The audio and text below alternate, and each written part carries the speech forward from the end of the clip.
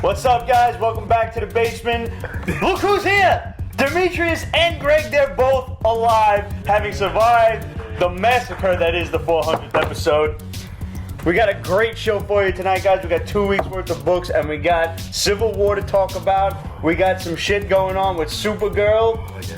We got plenty of shit going on in the DCCU. Don't think this is only going to be about the Marvel Cinematic Universe today, guys.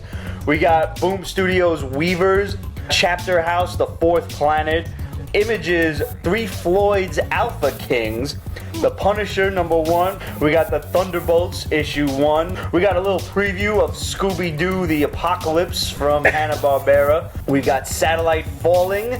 We've got The Flash to talk about. The Kevin Smith episode finally premieres. We got the contest. We are going to finally announce the winner to our Game of Thrones Joffrey Baratheon contest. Thank you to our buddies at Dark Horse Comics for giving us that to give to you guys. He's still king in season 6?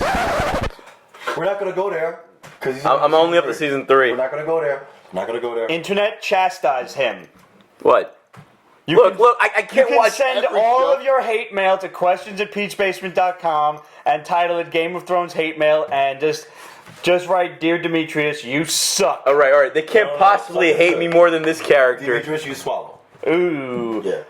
Man, Speaking of swallowing, grab your drinks. Yep. Watch the intro. It's our buddy. It's our sound guy, Matt's birthday. Happy birthday, buddy. Matt. Happy birthday, Matt. Yeah. We'll be right back. There you go.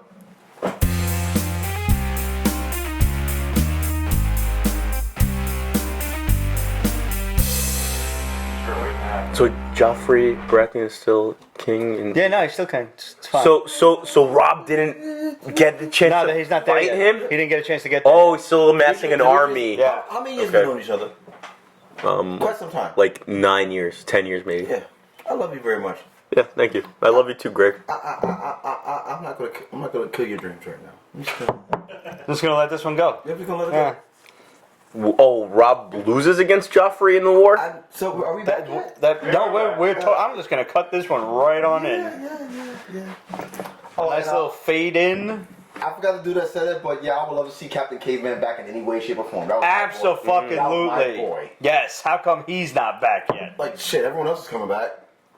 Which I'm gonna bring one of them up in a minute. You know what? Let's go right into it. Let's talk about Scooby-Doo. And apparently, it is in a post-apocalyptic world, and like the ghosts and the monsters are real. Oh, Ramon's watching. He's a nice shirt. No, I saw. Thank you, Ramon. Hey, Rambone, Hey, Ramon. enjoy your toe picks. I'm sorry I'm in your seat. Big shout out right now to I hope I'm saying homeboy's name right. Ray Rothschild Theodoro. Thank you for the shirt. It is awesome. It is very fucking high quality, might I add. Shout out to the 270. We may not exist, but we wear some fucking damn awesome t-shirts. I got a question. Yes. If it does not exist, are you technically shirtless right now? Should we be putting like a black bar over this to censor his nipples? How the bar gotta be black? I mean Why a white can't the bar be excuse me, a white bar, Rolling Lord wants to know, like, Afterlife with Archie. Afterlife with Archie, What that's I about that? didn't read. That's Ramon's. Wait, has an thing. issue come out after all this time? I think it finally did. Whoa, hold on. Are you asking in general? Because Afterlife with Archie is amazing. It's probably better than what Scooby-Doo's going to be, unfortunately, guys. I don't know who it was that just said nipple emojis, but I like to use cookies. They have a cookie one, a chocolate chip cookie. I like to use that one in reference to nipples. How'd you use the melon? Well, that's for tits. That's for tits, themselves. man. Yeah. You got to put a little I like strawberries to use on the those melons. parentheses, space, cookie, space, okay. space, parentheses. That's too much words. Yeah. There is a lot of work. 8-bit, cook them up. And they will be delicious. So, yeah. so Scooby-Doo Scooby-Doo, is why? in a post-apocalyptic world. Why? I don't know. Is Shaggy still high? Shaggy looks like a crazy-ass Williamsburg hipster. Yeah, it looks like a Williamsburg hipster. Fred is all deezed out. Velma's a midget. I didn't notice. Or she's just really, like, she's just one of them short, stacked girls that Sir Mix-a-Lot would like. Oh, yeah, sure. Yeah. Rolling with my posse is the only way to go. 34, 24, 36. Only she 5'3". Oh, God. So old, I love love it. It's really true. Oh, Relic Lord which one compared was good? Afterlife with Archie to Scooby-Doo. Oh, dude. I don't know. I never No, read Afterlife but I is- heard it was good. It's great. The Yeah. art's fantastic. Francisco Francavilla. And all you're doing is you're taking the Riverdale people with their personalities and you're killing them off one by one, starting with Jughead. Fantastic. What kills him? You know, the first thing. Does he choke on a cheeseburger? No, actually, his dog, hot dog, bites him because the dog got run over by a car. And Sabrina Teenage Witch brings the dog back to life, and that's what So they using made a Necronomicon. post-apocalyptic script for Riverdale. Pretty much. What I'm worried about is just looking at, you know, the previews and the images that they've given us. They seem to have like some high-tech shit going on. Yeah, yeah. And I don't want this, because I like Scooby-Doo. I always did. Even during the scrappy years, I was too young to dislike it. Yeah. I just don't want this to turn into the Filmation Ghostbusters shit. You know, where they're using crazy-ass dematerializers and stuff. And those were fun for our time, but that's not... I don't want that to be mixed up with Scooby-Doo. Scooby-Doo never fought real ghosts, except in that one crazy-ass new animated movie in the 2000s. This time the ghosts are real. I remember that shit. And there was one... It was just Scooby, Scrappy, Shaggy, and Daphne. Finally got rid of the other two, and he was fucking the fucking redhead. And... there was some crazy shit with like a ghost of Shaggy's deceased great uncle or something. I don't remember what it was. I don't remember either. But nevertheless, you know, like that's what makes me nervous. I'm obviously going to buy this first issue. It's due out the 25th of this month. Okay. Popping out before that on the 18th is Future Quest, which is basically all of the D-list characters that couldn't carry their own book. Johnny Quest, Space Ghost, the Herculoids, Frankenstein Jr., the Impossibles, Galaxy Trio, and Mitor. I personally think Space Ghost could carry his own shit. This goes the shit. Seriously. Like that's one of the shows when before Cartoon Network blew the fuck up. Space Ghost Coast to Coast. Coast to Coast. Shit. Brilliant. Oh god. Brilliant. Yo, do you guys remember the Space Ghost comic that Joe Kelly did, which was his origin, and like his family was killed off or something like that in space, something like that. And, Wow, that's dark. yeah, it was pretty dark origin. It was Like a real dark origin story of some No, kind. I don't remember that. Yeah. I'm sure you can find it in 50 cent bins. Space Ghost is pimp. Shit. By the way, regarding the Scooby-Doo thing, I only want one thing to happen in it. I want Shaggy to say "it wasn't me" in one of the You're such a dick. You know one that. of the lines. Yeah, Shaggy, it wasn't me. You're such a dick. Yeah, the song, it wasn't me. No, we know where you're going. We're just trying to get back from it. Periscope. Yeah. I don't... But, you know, since we The brought hamster just fell off the wheel. the hamster died on the wheel. Had a little heart attack. Well, you brought up freaking out. You brought up, you know, after Yeah, with Archie, yeah. Archie would have like CW. Riverdale. Riverdale is coming to the CW, Full yes. season, like not even like a couple of. Like, They were just going to do the pilot for a while. Actual full season. I like. Do we know when it's coming out now? I'm assuming. I want to say maybe winter 2017. Cause they won't do. I don't think they can do it quick enough to get it for the fall for this year. Right, no, I don't think so. They may be able to get the pilot out, but that's, I mean... Now, is it going to be a full season? 22 episodes? Or is it going to be... 26. It said full season. Alright. So for all of us pretending, you know, watching Happy Days, pretending that was an Archie TV show, we're actually getting one. Ron Howard, I'm assuming, is not playing Archie Andrews. I don't think so, no. He's gonna go up and says he wants to see Shaggy smoke a joint. You know what? It's legal in many states. Why not? Oh, why not? This is like Scooby-Doo has a job in Colorado. I mean, Zoinks! Shaggy smoking a joint is like predictable. I want to be Happy I want Days track versus marks. Zombies. That is a comic book that That'd be should great. happen. You remember the cartoon series Happy Days in Space or whatever it was called? It was a cartoon series of them like No, I time don't remember that. traveling I and don't remember stuff. that at all.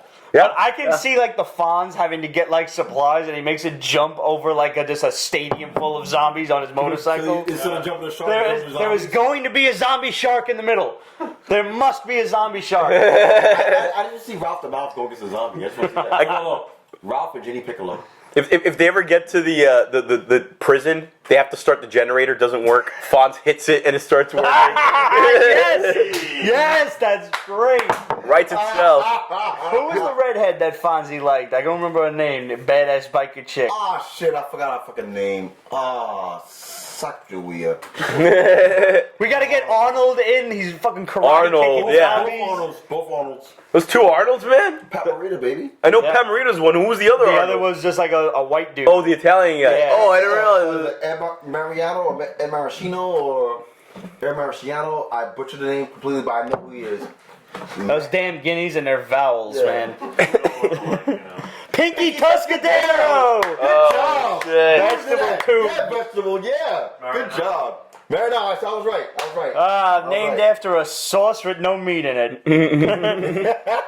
Pumps a zombie and makes him human again. I had the privilege of meeting the Fonz. Me and my boy Steve were walking around at Comic-Con, and you know how like they have the celebrities in the back by the Big Apple Con? Yeah. And we're like, Henry Winkler, yo, who the fuck is walking around with a name that's the Fonz? It's the Fonz. Like, I had no idea he was even there. Wow. And he's walking around in a purple sweater. We're like, we gotta go meet the fucking Fonz, man. And it, like his manager or whatever is like, all right, guys, now do it. And we were already like up there, like, oh, you guys know, like, yeah, motherfucker, we know, we were raised right. I mean, not for nothing. You know, I mean, and I'm sorry in advance for all the female viewers out there, but can you imagine how much ass that freaking Henry Winkler got? Shit, dude. No, that dude is like so soft. Every single interview you see where he's out of character, he's like a very polite, very soft. That's because he had all the pussy in the world Oh, man, already. Like he's like, there's nothing left for me. This weekend got pussy because of freaking him, and they weren't even on the same show together. All right, that's how bad. That's how much ass he got. Who did? Damn. Lenny and Squiggy. Oh, okay. Yeah. Yeah. They got ass by mistake. Absolutely. Would Mork and Mindy be in the Happy Days zombie apocalypse? Actually, yes. Or Mork would start it? Because there was two crossovers. Yeah, no, yeah. The Yeah. pilot was watched. think- Ladies and gentlemen, Mark was the- Henry Winkler, covered in bees. Cover Winkler with bees again. You can do it. Come on, little Nicky. Oh, I never saw that. Oh, that's You know what?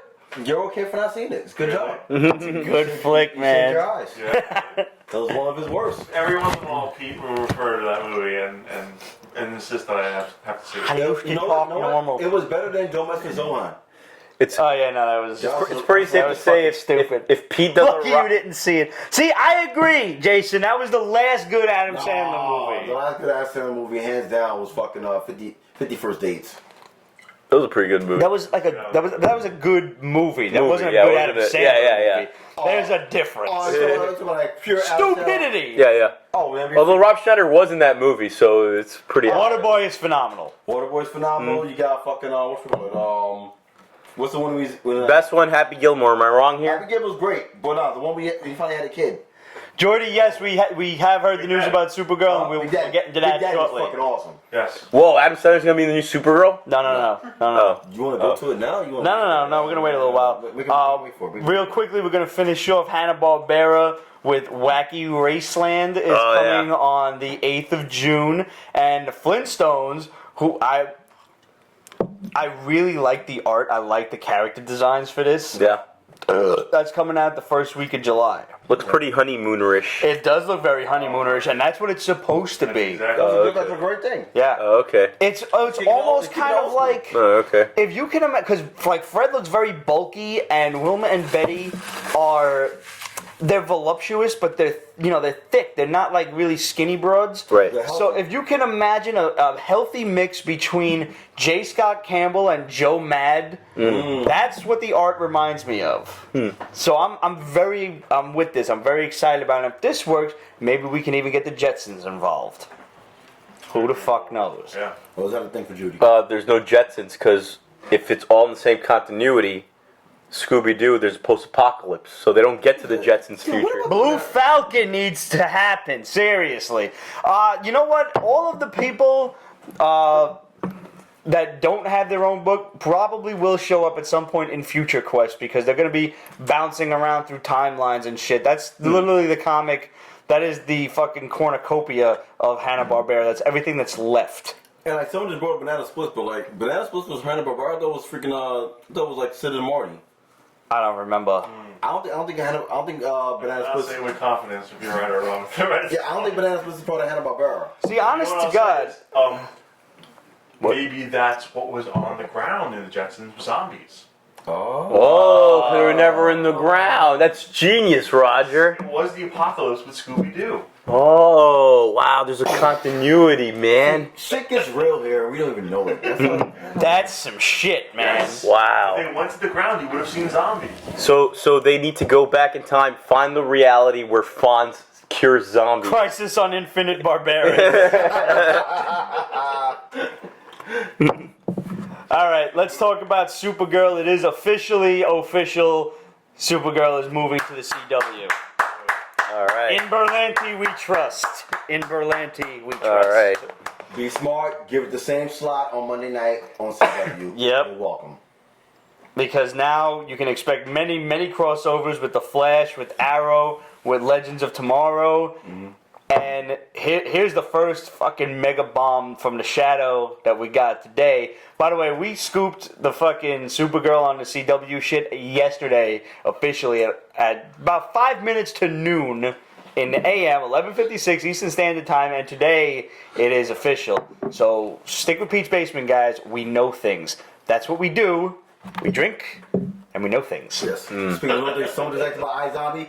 iZombie will be back for season 3. It will be back. Is there a crossover, iZombie and Supergirl and the rest of those? Different reality, different universe. No, but iZombie will be back for season 3. George opens his hidden zombie weapons room when Elroy comes of age. Nice. Very nice. So, the Justice League will form on the CW. You're going to have Supergirl in place of Superman. You're going to have the Flash. You're going to have fucking Arrow, which will take the place, obviously, of Batman. There's going to be, there'll be a little bit of a movers and shakers. Is Martian Manhunter going to be? Martian Manhunter will be there. That's a real Justice League right there. When you have Martian Manhunter, that's a real Justice League. And this dude. Don't forget, there's also another person that we shouldn't be taken lightly of. Who? Remember, Vixen has been introduced this year. That is true. Oh yeah, very like animated Vixen. one, yeah. Also, and I want to get my boy's name right here. I think Vixen should have been in the Justice League instead of a Teen Titan. I'm not gonna name names. Well, they've been pushing Cyborg for years, to graduate, and you know what? I'm not mad. Graduate. You ruined the dynamic between him and Beast Boy and Nightwing, man. I get it, but think about it. The Teen Titans were conceived of to work together. You broke it up just to fill a quota of some sort. It's like we're gonna go from DC to Marvel. Mm-hmm. When the Marvel Now happened, and when Sunspot and freaking Cannonball finally became Avengers. Yeah. Finally, was that their dream? I never heard of that until but we always thought of them as New Mutants. We always thought of them as kids, just in adult bodies. They never moved on. So when they finally became Avengers, it was like, oh shit, they finally made it. So maybe this is making it was they would have led the X-Men. They should have led the X-Men. Why is X-Men not a title anymore? I mean, the actual named X-Men. I'm saying why couldn't they be X-Men and be proud of that? Are you reading X-Men still? Yeah, no, it's horrible. I'm sorry. I'm saying that's time in your life you can never get back. Life is only a one-way street. I'll tell you right now. Excuse my French, part my Latin, Brian Michael Bendis, you fucked up the whole entire world of freaking Uncanny X-Men. You fucked it up completely. When did he do it? Wasn't all him. Was it? I don't know. I mean, you got plenty of behind the scenes people doing that. Disney, let's say Walt Disney's reanimated head is he has an edict saying, no more mutants essentially. You see that? But that Mickey Mouse, he's like, oh, get rid of the mutant scum. Oh. You're disturbing right now, but that scares the shit out of me. I'm just saying that right now. I hate Mickey. The real friends of humanity right now isn't Great and Creed. It's the Walt Disney Corporation. They're killing off mutants, man. Jason said he killed my X-Men. He needs to die. He really did fuck up the whole franchise. The only saving grace of freaking X-Men right now, by mistake, and actually by default, is Extraordinary X-Men. Everything else sucks. Honestly, I'm not even reading X-Men. I have no idea what's going on. I dropped X-Men for Inhumans a long time ago. Is Inhumans worth picking up? Is there any one title you recommend out of them? Yes. Uncanny Inhumans is actually good. I enjoy that one. All right, it seems strong with the Black Bolt McNiven art in the issue. Yeah, that does help a lot. It's actually good. Like, you know what the best X-Men title is right now? If you want to read a consistent X-Men character, Uncanny Avengers. That's a sad part with Rogue in it. No. Like we talked about before we got on air. Like, I went back. I gave myself a little treat. I brought the omnibus of Uncanny Avengers, and I've been reading it, from the last. Yeah, sure. Because like it was a great run. Like Yeah. a tremendous run. The Laura Converse just told us the girl playing Storm in Apocalypse wants to do a movie with Black Panther. Yes. Nice. Yes. Very cool. And as Storm, some girl just got cast in the Black Panther movie, but I'm not sure who or what. She's supposed to be playing a love interest, and she looks like a badass character, so she's probably going to be one of those Malaja. I know you're talking about. I never fucking remember this damn name. I'm white, and there's a lot of consonants in there. I don't know how to pronounce it. So like, I just don't understand. But like, there was a rumor going around that freaking Pupils Nyong'o. No, Lupita. That's her name. No. Oh, that. Lupita. No, Lupita Nyong'o. That was definitely an autocorrect. They want Lupita to play freaking Black Panther's sister. I'm all for that. I'm all for that. Oh, okay. Yes, I like that. All for that. Yeah. She should totally play Sorry. I mean, Shuri or Sorry, whatever. I want to clear one thing up about Supergirl before we move on. Yes. Apparently, the CBS did want to renew it. It just wasn't making enough money for them to cover that large of a budget. If they wanted Big Bang Theory money, and it just was not happening. With the CW, it'll have a smaller budget, but that budget will be put to better use because they won't be in Los Angeles, where filming costs an exorbitant amount. Mm-hmm. They'll be up in Canada, in Vancouver, and so now, obviously, Berlanti can fucking make wonders happen. I also want to give a shout out to one of our buddies.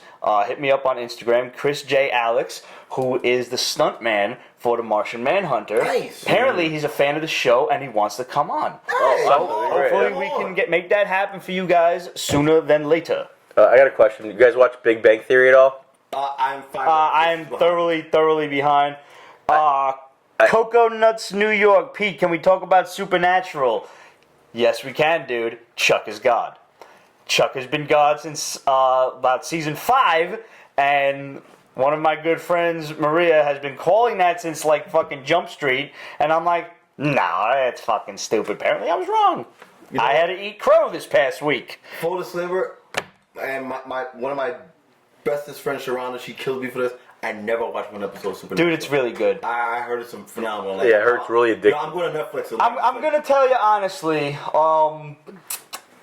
if you watch this show with a girl, these gentlemen set the bar a little high for us regulars. But they do have a lot of hot women running around. Lauren Cohen made one of her TV debuts on here, and she talked with a British accent. She was so hot. I mean, she's pretty great. What's her name? Fucking Felicia Laura Day. Lance.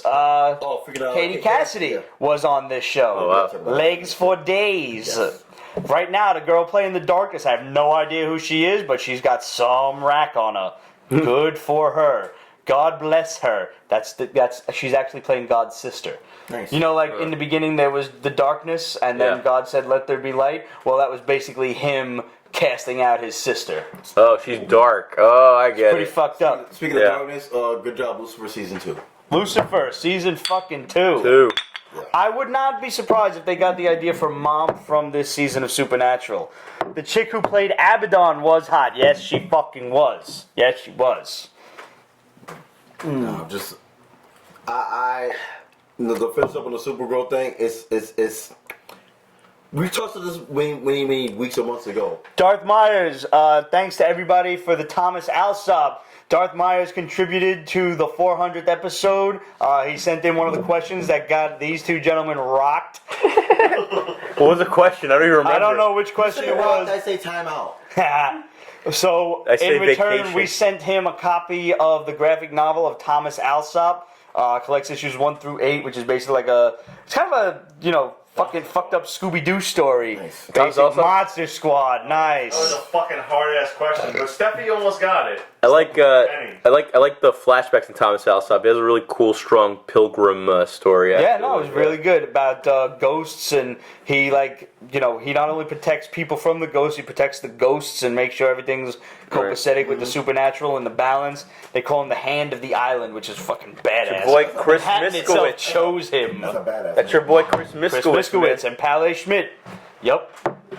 So, shout out to them, and they actually drew me, Ramon, and Cheeseburger Pete into the comic. We get to kick the shit out of Thomas Alsop. Nice. That was not the reason we sent you guys the book.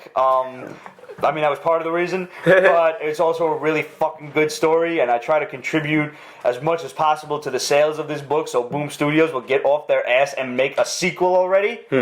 Coconuts is a great question, and I say yes. Do you think Doctor Strange will feature the next Infinity Stone? Absolutely. Of course.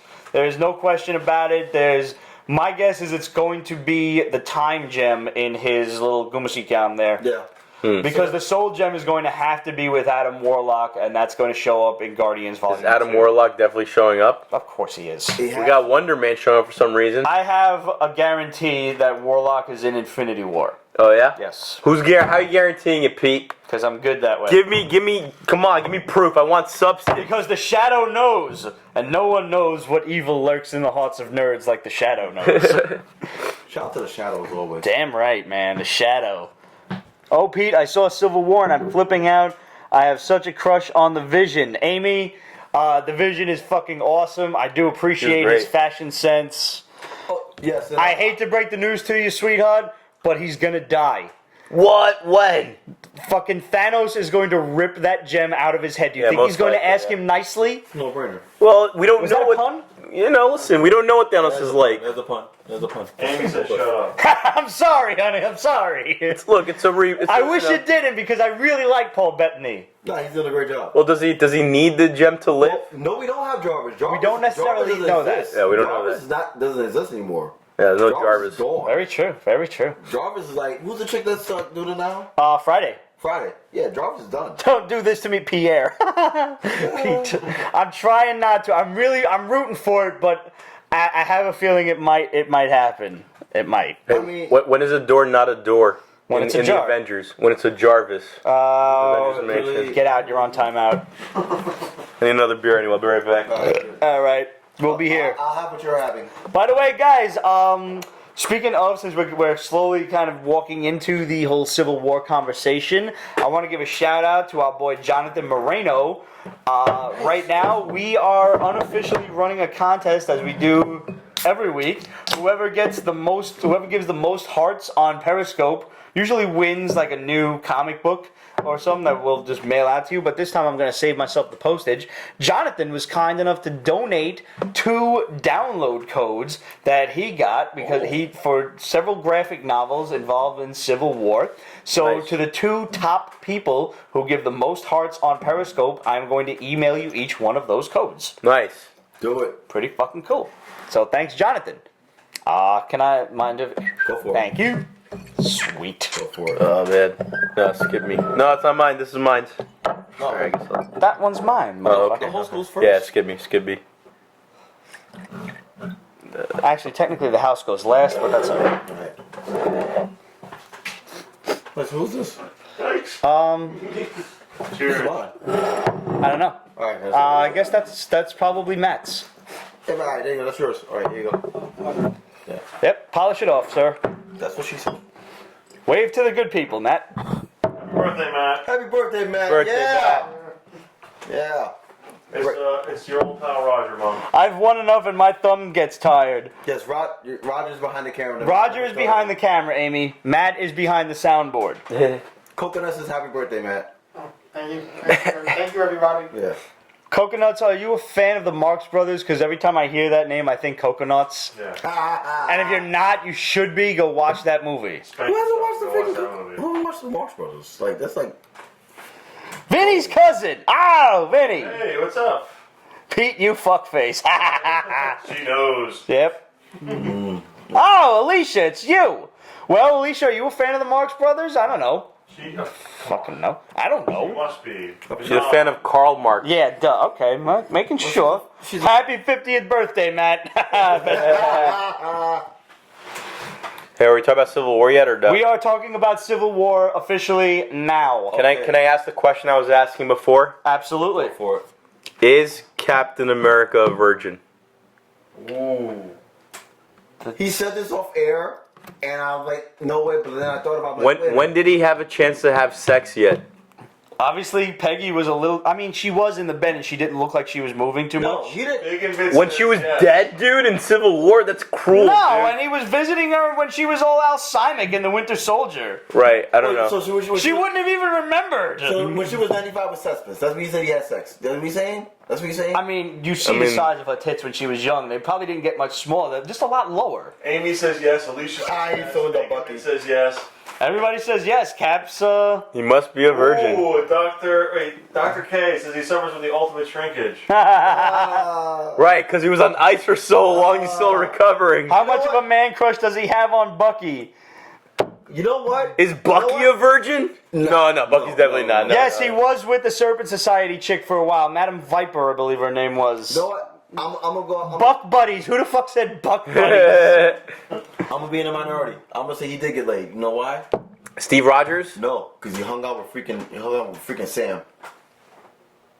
You're saying between Winter Soldier and Civil War, he must have gotten laid at He some got point. laid once. Trying to tell me a black man can't get a white man laid? I'm just saying.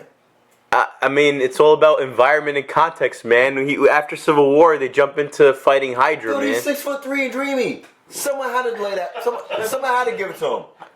All Sam had to say is, "Hey, see that? Ooh, sploosh. And then Steve was like, "All right, I guess I'll do it for America." America, right? Not for Apple nothing. pie." I mean, he could have bedded down Ant-Man with the way he was fucking like. Basically, yeah, that was awesome. I mean, listen, when Falcon was admiring Captain America making out Sharon Carter, Sharon Carter. I'm Team Tony, but I'd hit that. I'm with you, Amy. I'm Team Tony as well. Tony was fucking right. No, he was not. You No, he cannot was have definitely superheroes right. going off half-cocked. That's like giving a fucking cop, just giving anybody a gun, say you're a cop. Go ahead, have fun. You know what? It's like taking shots in the 400th episode of Pete's Basement and running around the city. All right. Seriously, Amy, Alright, so thank you know you. what? Somebody with Let's sense. have the debate right now. Let's go. Let's do this. All right. Demetrius. Yeah. Team Cap or Team Iron Man? I'm Team Zemo, obviously. You're a dick. I want to destroy the Empire from within. Yeah, pure. Look, Cap Yeah, was well, right in the movie Zemo. in this case, but he went about it wrong. Obviously, he was right because his boy was being falsely accused, and the Germans were going to shoot him because we all know they're fucking diplomatic. Shot for this. And yeah, they were going to fucking kill him on sight, and there was going to be no justice. But then the movie would have been over in the first place.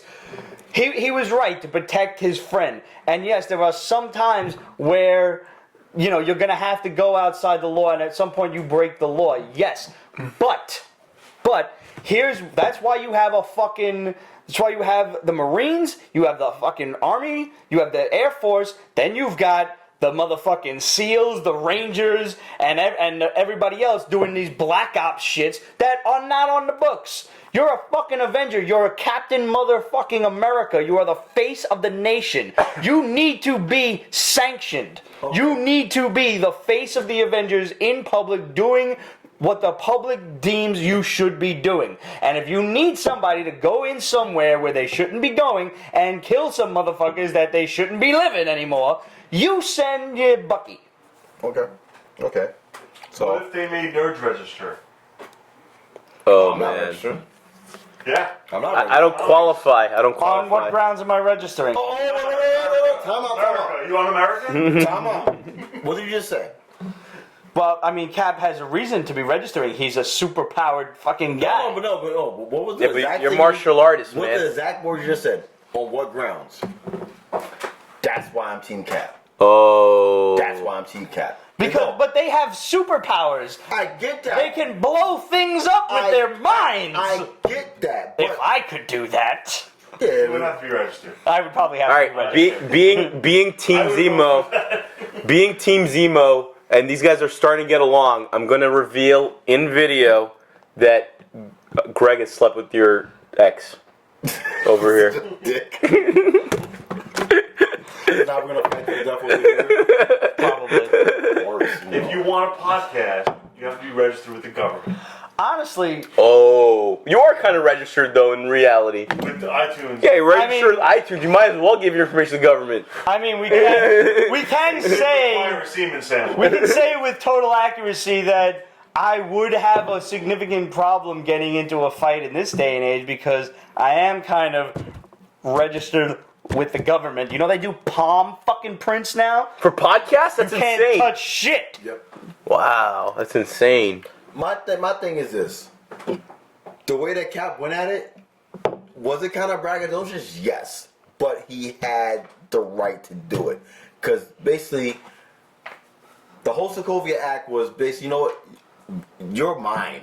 Yeah. No ifs, ands, or buts, no negotiation. So, no. But Tony said this could be Tony amended. said it could be amended No. though. See, no. Tony thought it could be amended.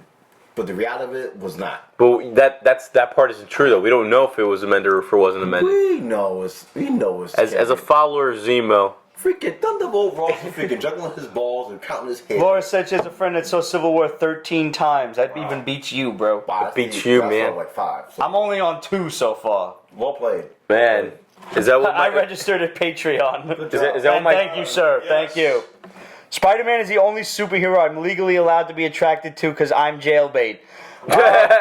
Well, no, Amy, you're perfectly fine being you're allowed to be attracted attracted to to anything. all of them. Yeah. They, on the other hand, Yeah, cannot right. be legally Right. attracted to you.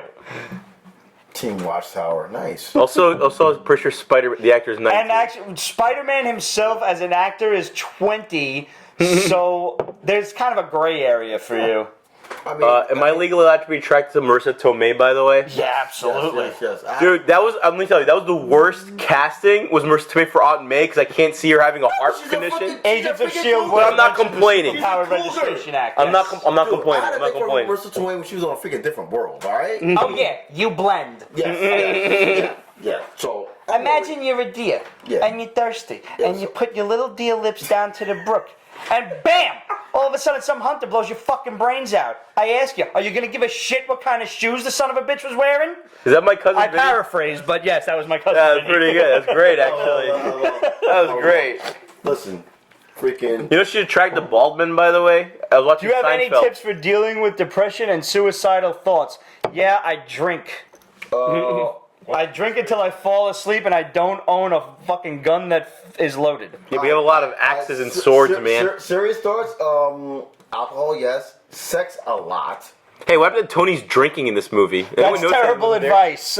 No. Well, Alcohol, sex, and you know what? Knit.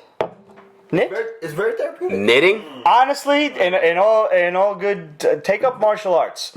Because usually when you're depressed, you're fucking angry at the world, and martial arts will allow you to hit things. Whether it's your fellow classmates in a controlled, supervised environment, Now bump that dude. or Krav Maga. heavy bags. Krav Yeah, Maga. any sort of martial arts, whatever whatever is available to you within your price range. Martial arts. Adult coloring books now. Duck climb books are I good. don't know about coloring They're books. very good. I agree, she does look 50. Relaxation. If you're not so physical, you want to just relax, get some nice coloring. Who doesn't like to color? Oh, I love the color. I don't see, but maybe I I'm like just colors. a more physical person. Like I have way too much energy. I yelled at 2 people today just getting to work. Yeah, and sorry, I couldn't get out of the way. I was stuck on the lane. That was probably fucking you, and that stood in my way in the train. I yelled at him. Someone just mentioned that Aunt May is the new 50. Like, hey, I'll take it because shit, I'm 41. And I feel great. If that's the new 50, sign me up. Dude, how old is Marissa Tomei? She's 50. Something like 53. 50 something.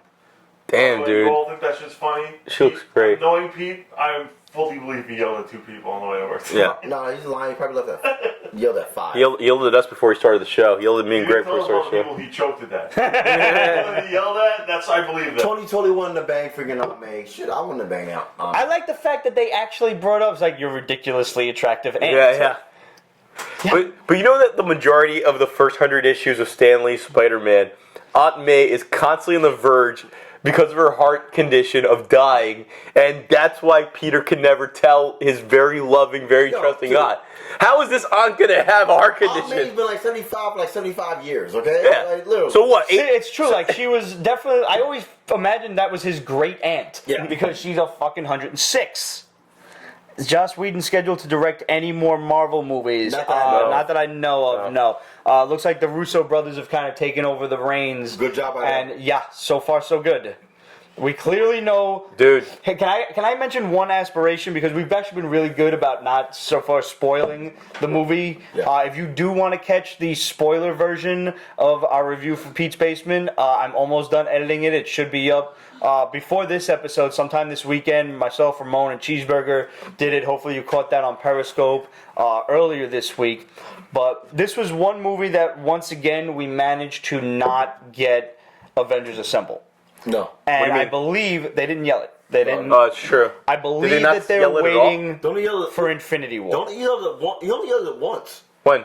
The first Avengers movie. They never said He it. yelled? I don't think he yelled. Never said it. Never said it. On the freaking, not the tarmac, but like the bridge. By Grand Central. Promise you, never. Wow. So now imagine this. Picture this. There's Thanos standing with the fucking gauntlet fully assembled in like the heart of Manhattan. You've got Captain America pulling himself up, beaten, bloodied. Avengers Assemble. And now you've got the cast of 75 superheroes. Nice. Just each doing their little fucking... By the way... 5 or 6 of them in an intro I really together. Spider-Man, Thor, the Hulk, She-Hulk, Moon Knight, Aunt May. Daredevil, the motherfucking Fantastic Four, Aunt May Agents should of be in S.H.I.E.L.D., there. everybody. Golden Glider / Aunt May should be in that lineup. You're such a dick. You know, the Galactus power. No, I know what you're talking about. Okay, good. Coconuts just brought up freaking Thor Ragnarok and like real. Actually, Pedro, I believe Thanos' quote as, "Come and get me." Yeah, that's right. From the cover, I believe that's Infinity War 5? Infinity Gauntlet 5. Infinity Gauntlet 5, thank you. Sorry. You're welcome. Thor Ragnarok, I'm looking forward to. I mean, like, it's the title is Thor Ragnarok, but let's be real. It's Planet Hulk. It's Planet Hulk 2.0. Yeah. Wait, did I forgot because I was really wasted. Did I mention the Mark Ruffalo thing to you guys or to anybody on the show? I don't know. I was too drunk to really remember. From the. Oh, yes. Yes, you did. Did I mention it on the show? Well, you can mention it again to anybody who wasn't watching. We were all Please, drunk. please. Yeah, we was very drunk. Okay. Say it. You So- said it over the course of what was 15 minutes, and I edited it to 3 minutes. However, go ahead. So Mark Ruffalo with his beautiful daughter was at the store at Midtown College, the Grand Central store, Pete's regular shop, and he was very low key. It wasn't like Henry Cavill. It wasn't a photo op. It wasn't like a highly publicized thing at all.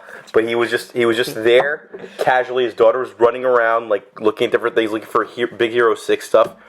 And at some point, I show him the Totally Awesome Hulk, the new Amadeus Cho Hulk. Yeah. And he's like really interested in stuff. And I go, oh, well, do you know Amadeus Cho used to be Hulk's sidekick stuff? Yeah, I'm really familiar. Like, he was really into it. He was really happy to hear about the diverse comics creators and stuff in there. And he goes, oh, so how does he become the Hulk? And I'm like, oh, well, Bruce Banner dies, actually. And Amadeus Cho somehow gets powers, and he's in control of himself. His daughter comes in at this moment, and she's like, oh, he doesn't die, he gets launched into space. I'm like, oh, I know what you're talking about, young lady, but it's, that's a storyline from 5 years ago. It's not, it's been resolved now. He died now. She goes, no, he's gonna be launched into space, and and that's when I realized she was, I think, giving me a spoiler to the movie, but. And Mark Ruffalo didn't deny. He didn't say, "Oh, you don't know what you're talking about." It was just like said, and he just completely turned around to not acknowledge it. I'm like, "Whoa!" Claps his hands over the kid's mouth. I think he didn't do anything like that. It was just like it was. It was hopefully. I guess he was hoping it would just fade away. But I think that's. It's when you look at him like, you know that I know. The most important lesson is that kids know everything. The other thing that The happened mouth here. of babes, they say. This one I'm sure I didn't mention, but the other thing of interest was he was surprised that Rogue was in the Uncanny Avengers lineup actually, and I'm like, oh yeah, I have this theory that Marvel's kind of trying to intermingle the mutants into their lineup and stuff, just to like kind of have an excuse to be able to use them in in Avengers movies, the way they could use Quicksilver and a Scarlet Witch. And he goes, I'm pretty sure we're going to have them all together really soon in the movies. I'm like, all right. Sounds about right. I mean, I don't know how he's in the creative Let's process, couple but 2 bombs closer from the to me. shadow based on that. One is, yes, in fact, Planet Hulk is Thor Ragnarok in disguise. Loki will make an appearance. I forgot who asked that, but someone did. Loki will make an appearance in Ragnarok. He's basically the one controlling everything. He kidnaps the Hulk and somehow sets him within this gladiatorial combat arena in Asgard, or in one of the 9 realms.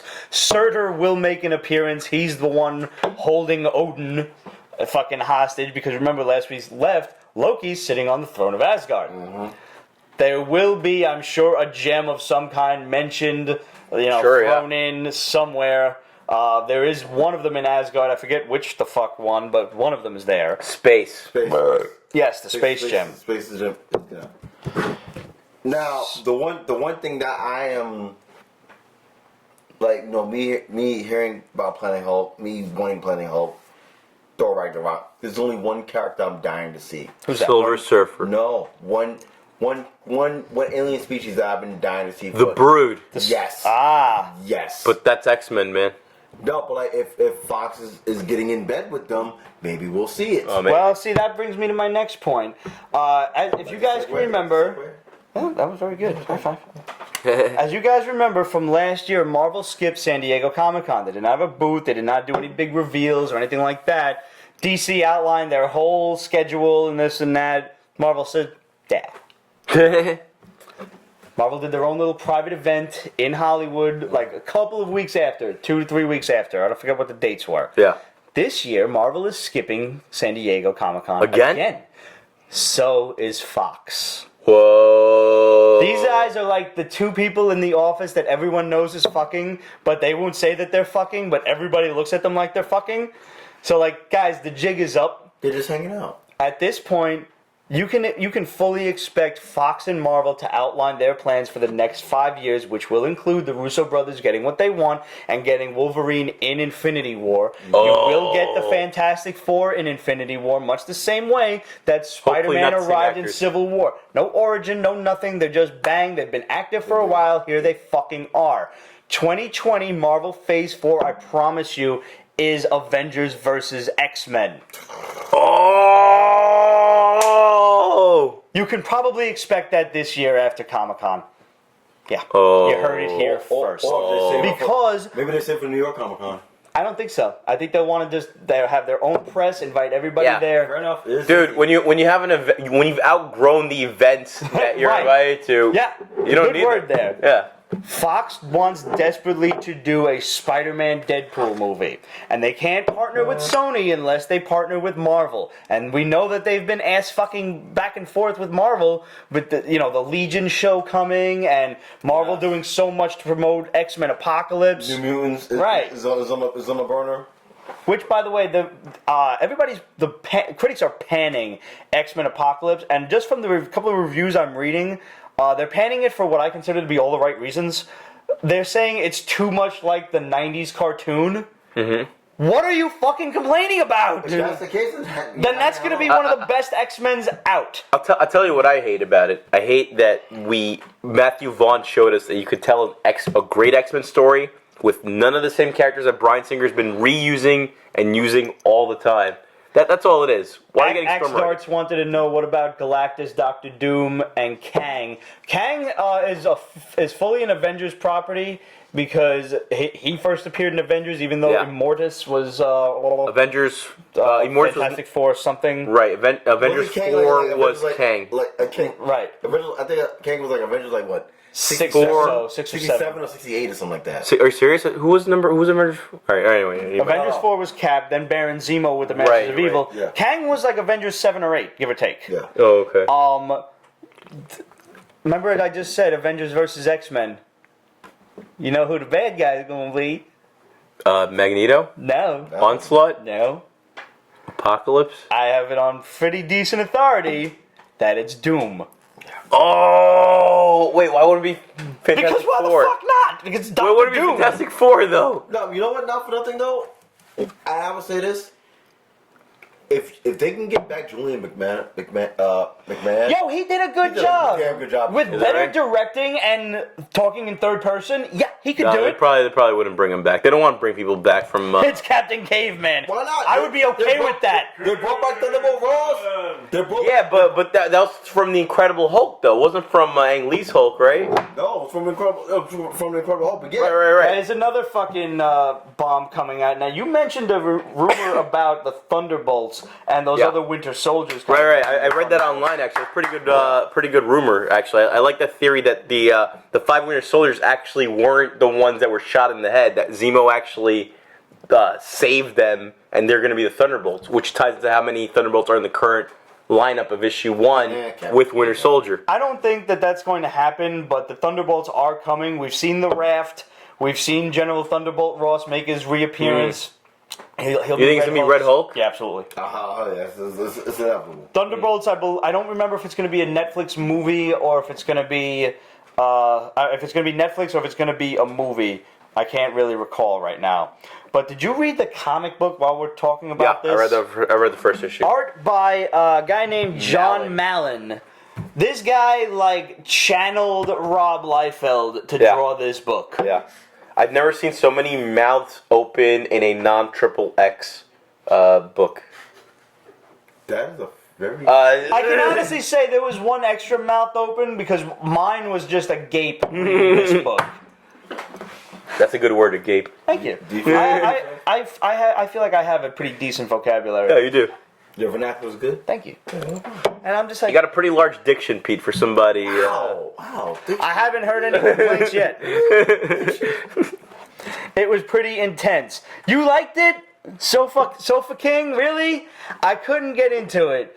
And, however, now I did not read Pleasant Hill. Oh, you didn't? No, but reading it Thunderbolts really ties into it. Oh. Yeah, reading Thunderbolts made me want to go back and read Pleasant Hill. Yeah, it's pretty good. I just didn't care much about the characters yet. Maybe if I read Pleasant Hill, I will more. But even liking the characters, I could not get around that art, man. To be perfectly honest, I feel like Warren Ellis's run after Civil War elevated the Thunderbolts to a different level, made them more like Suicide Squad, which always made more sense to me as Marvel property than the DC property. Mm-hmm. And, Andy Diggle maintained the same, momentum and stuff. This kind of went back, actually. I'm not complaining too much. Comics always cycle. But when you read, to me, the pinnacle is Warren Ellis Thunderbolts. And I don't think anything will ever touch that. And there's no way John Mallon's art will ever get us to dead out of. I mean, the original shit with Baron Zemo and all the rest of them. Yeah. But I'm saying that was great. But that Warren Ellis stuff, man, when it was Venom, Norman Osborn. Oh, and Bullseye and all the rest. Bullseye. Yes. That it all worked up eventually. That was great, dude. Phenomenal. I think that when you think of the Thunderbolts a la Suicide Squad, the difference that I have between the two is that the Thunderbolts were just straight up criminals. Yeah. Suicide Squad were fucking maniacs. Yeah. They had no coof. Right. Suicide Squad just killed because you know what? It was in their way. You know what? The Suicide Squad that I'm seeing right now in the movie trailer, it's great. But the John Ostrander stuff, man, the stuff in the 80s and stuff. You can't touch that. I would love this movie. I've totally watched this movie. I'm not a fan of the new the 52 stuff, but I would watch this movie in order to hopefully see an 80s Suicide Squad espionage thing with that level of stuff. Pete knows how I feel about the new 52. So Monk said there's no way to describe how crazy Suicide Squad is. No, it's going to be a great movie. It's going to be a phenomenal. I think it's going to be good. Yeah. I even saw somebody with hashtags Suicide Squad Save Us in reference to the DC stuff. Yeah, the garbage that was I'm sorry. previous. I want to tie Thunderbolts back to Civil War actually for 1 second. Before we talk about Civil War, I just want to say having read the book, I like the idea of Bucky leading a team. I like the idea of him leading a team of basically criminals. Yeah, I actually agree with that too. So I would see where this book is going. I would pick up issue 2, even though the art to me was abysmal. I mean, not as abysmal as if Rob Liefeld did it, but I mean, there are so many Michael Turner. I actually think midget ankles. There are Michael Turner people out there. There are J. Scott Campbell clones. There are Jim Lee clones. Hire one of them. Dude, Please. I actually believe this. Unfortunately, I would say this guy's actually worse than Rob Liefeld. I feel like Rob Liefeld has grown a little bit as an artist. He has, actually. He has. His G.I. Joe covers are pretty fucking good. Credit where it is due. My biggest problem with this is my same problem with Bucky after the whole shit with the Watcher and the eyeballs and things. Mm-hmm. Bucky should not be the man on the wall defending Earth against intergalactic and extraterrestrial and fucking otherworldly supernatural threats. That's fucking ridiculous. That should not be the direction where this team is going. That's retarded. There are other heroes with those kinds of qualifications, not him. Silver Surfer. This team needs to be the Black Ops Secret Avengers that I mentioned before. Right. How about Monica Rambeau? I thought you said, how about Marilyn Monroe? No, I mean, her too. She could do it. No, Monica Rambeau's an Ultimates. All right, pop quiz. Which other character in Civil War has led the Thunderbolts in the movie Civil War? Has led the Thunderbolts? That's a good question. That is a good question. I kind of wish we had a contest going that we could, get that answer. You want me to tell you? Yeah, sure. You giving up? Yeah. Giving up? Tapping out? Tap out? I tap out. Hawkeye led Thunderbolts for a very long time under Fabian Echez's run, I believe. Wow. But But Garrick. what? Wasn't like Garrick like his CO or some shit like that? Maybe, but Axe Darts knew it. So did C. Gillum. what I want to tie back to was Hawkeye in Civil War was the best written, closest to the comic book I've ever seen him in all those movies. Actually, he was tricky, and that's actually much more important to his qualities than being good at shooting arrows. I have no beef for Hawkeye. Other than the Agent of Shield, freaking out catching with him and Mockingbird, because he mentioned Mockingbird once. Oh, really? I didn't notice that. When? Ultron, he mentioned it once. Oh, really? Yeah. But other than that, Jeremy Renner has done a great job of freaking Hawkeye. I didn't like him in the first two movies. I mean, he shot arrows. Sure, he really didn't do much else. Here, he tried to trick the Vision to capture him. He tricked Iron Man by knocking all those cars on him and stuff. He's becoming more sarcastic and He's funnier this time. They're definitely doing wonders with his Hawkeye's character. a dick. He's always been a dick. But we never paid attention to him being a dick. They do need to use him more, Jason. I fully agree. I mean, the first time we paid attention to Hawkeye was in Thor. Right, and he was barely there. In Avengers, he's mind controlled, and then all he does is shoot some Chitauri down. Right. Dark, I think the number is 243 on the back, asked who's going to be Captain Marvel. It's looking a lot like Emily Blunt at this point. God, I hope not. No. Which one's Emily? From the Tom Cruise shit? Yeah. No. She's okay. Why? I'd rather her than Jennifer Lawrence, personally. No. Oh, yeah, that would be. No. See, here's the thing. Marvel has been interviewing so many blonde girls lately, from Jennifer Lawrence to Emily Blunt, Yvonne Strahovski. They have a lot of blondes to cast. They have possibly the White Queen. They have Captain Marvel. They have Sue Storm to think about. This can go in a lot of different directions. There's three people I have in mind for freaking Captain Marvel. Chloe Moritz Sinestro should be Magic.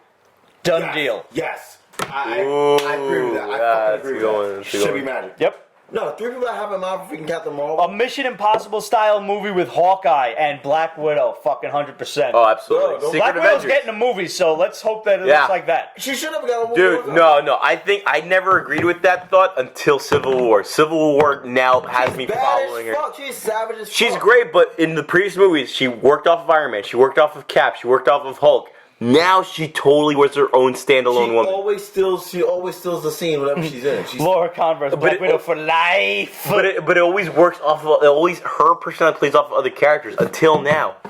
I don't think she needs to. I don't think she needs to.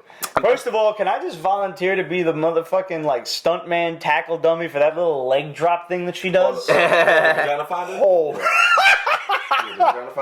That's great. Yo, did you ever see the jujitsu taekwondo girl that does that shit on YouTube to Sensei? Oh. And the people at Marvel just saw that and were like, we're gonna do that every single time. And you know what? It's not old. It ain't getting old yet. It's still awesome.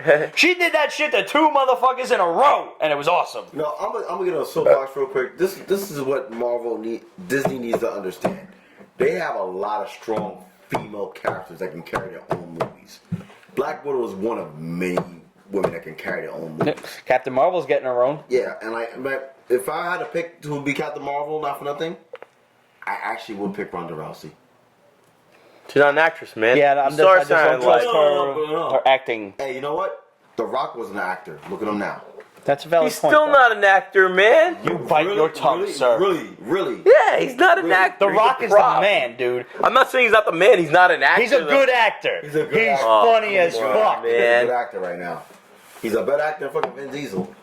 And Vin Diesel Who's Punky Brewster? What's the actress's Soleil name? Moon Frye, her titties. She should play Captain Marvel. No, her. Craddock for Mr. Fantastic. Yes. Yeah, Yes. You know what? No. You know what? I will rehash. I will bring back freaking a dude from the original freaking Fantastic Four. He's good. He is good. I will bring him back. Sinestro, you're right. The Rock does have charisma, and that gets you pretty damn far. Because if you're a likable guy, you don't mind watching that person. Why the hell are all of you idiots watching me? I'm really an asshole, but I'm a charismatic asshole. Coconuts, I disagree with you. I think Margot Robbie is a great choice for freaking Harley Quinn. I think she will freaking shock the world when the movie debuts. When is that coming out? That comes out August 3rd. David Peralta said he's a decent actor, but a lot of his movies were shit. You have to also understand that I am very easy to please when it comes to movies. I like Sharknado. All 3 of them. I can't wait for part 4. Oh my god. I think the new Shark movie with fucking Blake Lively looks awesome. It does. Because That sharks. That does look great. That looks fucking great. Thank you, it's fucking Jaws 5. Blake Lively, Captain Marvel. No. Wait, who's the other one from Gossip Girl? Selena? David, one of these days, I'll just like post up a list of all the dumb shit horror movies that I have loved over the years. Dude. The worse they are, the better, and that's usually the case with me. Like The Rock, the fucking Rundown, or the other shit with. the greatest freaking I fell movie- asleep during the rundown, man. Smack, What is wrong with you? No, the greatest horror movie ever that sucks balls was great for us. Night of the Creeps. Leprechaun 2. Night of the Creeps was awesome. Night of the Creeps was awesome. Chopping Mall, bro. Thanks killing. I actually like that Ginger Dead Man. Ginger Dead Man, I can't wait to see. I haven't seen it yet. I love the comic book. I cannot wait to see Ginger Dead Man. Thanks. A cookie. A killer cookie. I don't think Most of us would drink Margot Robbie's bath water. I actually would. I would. She's Australian. Why not? All right. from down Speaking of horror movies, can we just talk about Book of the fucking 2 weeks, Punisher #1? Wow.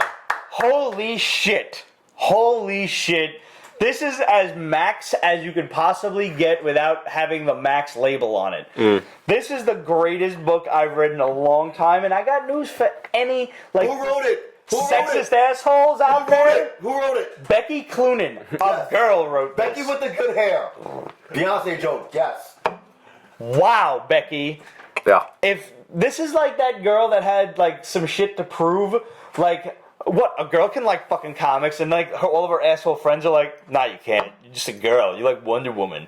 And she's like, nah, motherfucker, I'm gonna write the most violent Punisher shit this side of Garth Ennis. And you fucking damn well succeeded. He's nailing faces to the wall. There's a bad guy, he's crazy, and he's nailing faces to the wall.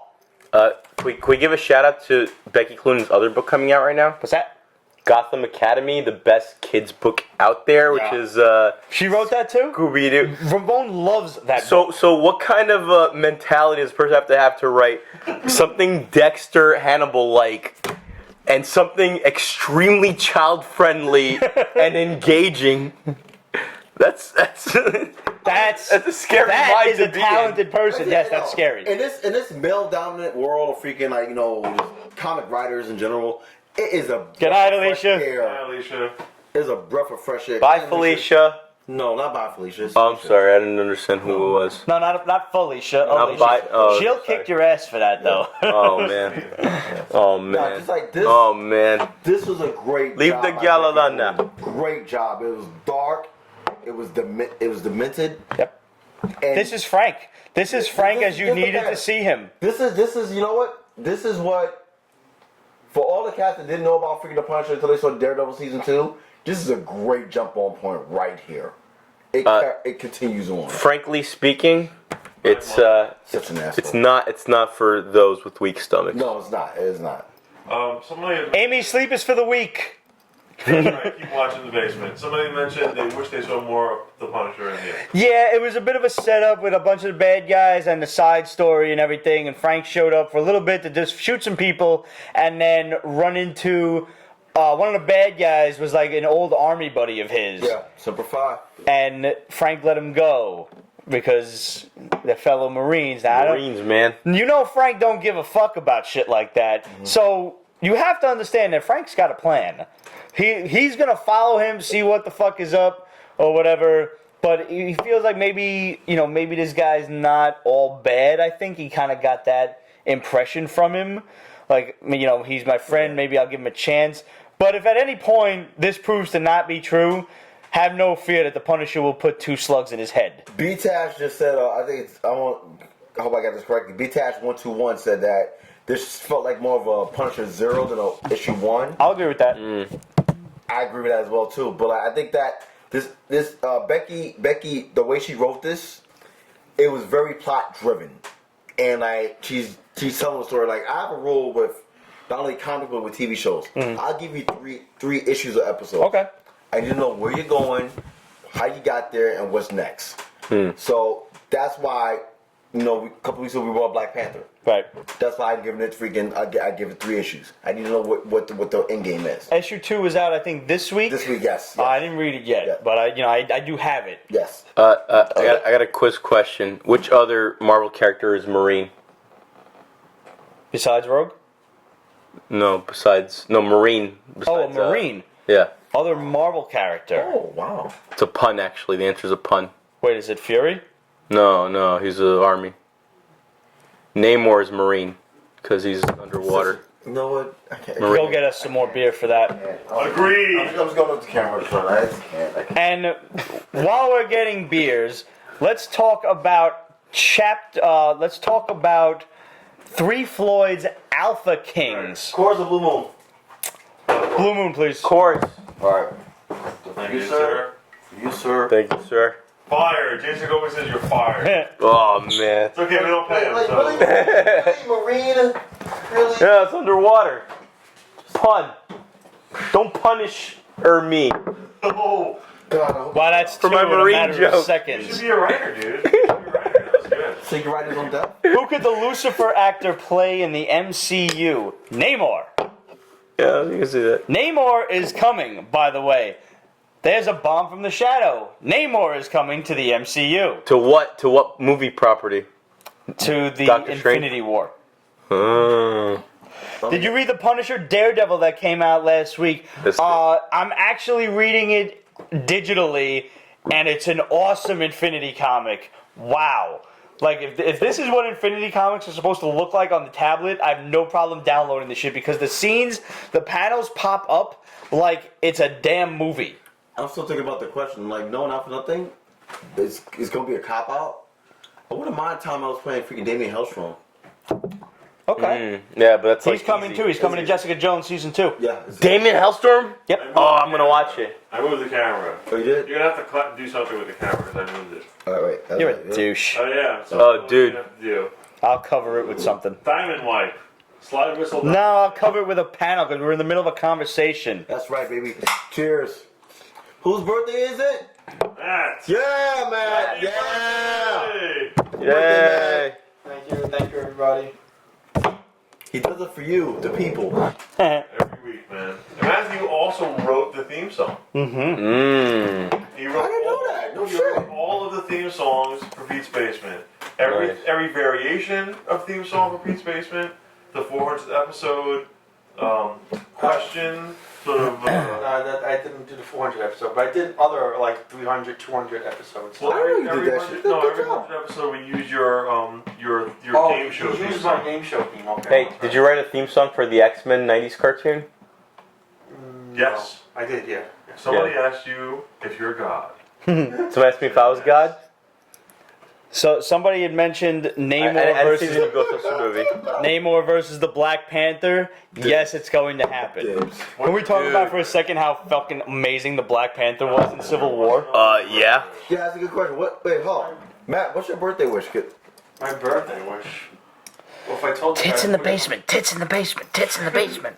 If I told you guys, it would have come true then. Is it gonna come true if you don't tell us? Well, that's what I. Tits in the basement. Tits in the basement. Tits in the basement. What's your birthday wish for Matt's birthday? Not my tits. I think I just got finished selling it. Tits in the basement. Tits in the basement. Tits in the basement. They're not ready yet. That's understandable. Working on it. I'm trying. So you are going to get Black Panther versus Namor at some point. Dude. And let's just talk about how fantastic BP was in Civil War. I told you. I'm Hawkeye. We haven't met before. I don't care. Yeah, that was I his don't best line. I told you the fucking stupidest fucking movie. He didn't steal the movie from me. We'll get to that in a second. I think he was the best part But of the that movie. I damn agree. triple kick in the air? Oh God. Yes. Totally. So good. And his Dora Milaje, thank you. Dora I'm not sure- Milaje, right? I'm not sure if that J is supposed to be Malaje. No, it's Milaje. Milaje, Dora right? Milaje. There we go. I'm white. I don't fucking know. I'm sorry. Did you read the Tennessee Coates Black Panther? Yes. Yes. What do you think? Yes. I thought it could have come off stronger, but I'm still interested in seeing where it's going. Did you read his Atlantic Journal article that he wrote about it? That was a great article. It was a great That article. was a This great guy article. was really like. Let me tell you. Whenever any celebrity takes over comic writing, I'm always like, "Fuck this guy." That guy was really. What's the word? He cared about the history of the character. He really tried to sell it to mainstream audiences, and that I admire that for people who try to sell comics. Like the last major incarnation of freaking Black Panther, not when Shuri I forgot. I always butcher his name. Shuri. Yeah. When Shuri took over as Black Panther, She's the daughter of Tom Cruise and Katie Holmes. What's Black Panther's sister's name? Shuri. Sinestro said. Shuri. Not that. Shuri Cruise. Yeah. Ass. Not that version, but the version before that when the Hudlin brothers were writing freaking the Black Panther with John Romita Jr.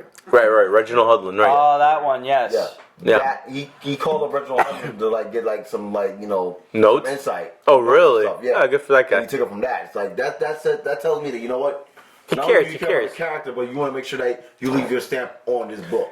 So I actually hate when writers go out of their way to leave stamps on the book. That's what I think makes Jason Aaron stand out. Is that he's not out to. He's trying to tell a story naturally. yeah. David Peralta said, I think Black Panther, Spider-Man, and Iron Man stole the movie. I'm with you on two of those. Black Panther was like my third favorite in the movie because like his whole claim to fame was just I'm bulletproof and I have an awesome accent. So it's like you said, my name's Clint. I don't care. Yeah, I Like, love that. I I'm love gonna that fuck line. you dude. up. I don't love care that who line. you are. I love that He line. was running freaking 50 miles an hour on a fucking freeway, dude. Yeah, dude, that was a great scene. Even though it was a car Up commercial. here while we're talking about That BP. was fucking ridiculous. Wait, British Petroleum? Finally watched Civil War yesterday. It was amazing. What did you guys think of Peter's hot aunt? We were talking about hot Aunt May a little You missed earlier, it. and we'll probably wind up doing it again because she's really hot. It's really hot. If there's anything that could stop Black Panther, it's Peter's hot aunt. How the fuck do you pronounce his goddamn name? T'Challa. But it shouldn't be because there was a particular comic in Jungle Action, I don't know which number it was, where the panel actually says, thanks to T'Challa. He's like, no, you don't pronounce the T. Oh, really? Yes. He says just, so he's like, the guy spelled it out like T-A-Chala. He's like, T'Challa. He's like, without the T, Kevin. Without the T. He was talking to his cab driver. Chala. So it was just Chala. But that series apparently jumped around a lot with the whole name pronunciation thing, and I guess now in modern times we've landed on T'Challa. Did you see the video of Black Panther when he was a baby with his sister? And Roger, do you watch these superhero movies? Thor NYC said. No. That's our one Avengers. and the Black Panther sister's like, Chala bit my finger. That was a YouTube video. It really hurt. It really hurt.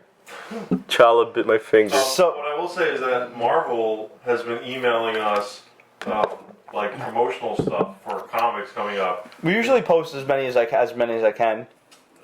We'll get to that in a moment. I have something to say about that as well. You're talking about the Black Panther, The motion shit that come out? well, they basically did like a trailer for their new comic. coming Yeah, I know. out, Black Panther. Yeah, they did like a Oh, little wait, motion really? comic. We're Run the Jewels. The writer. Yeah. Uh-huh. Yeah. Tennessee Really Coates? cool. It was Yeah, it was cool. a trailer of a comic and they were really like selling it that way. Yeah, what they did was they did the trailer with the rap group Run the Jewels, which was Killer Mike and LP. Oh yeah.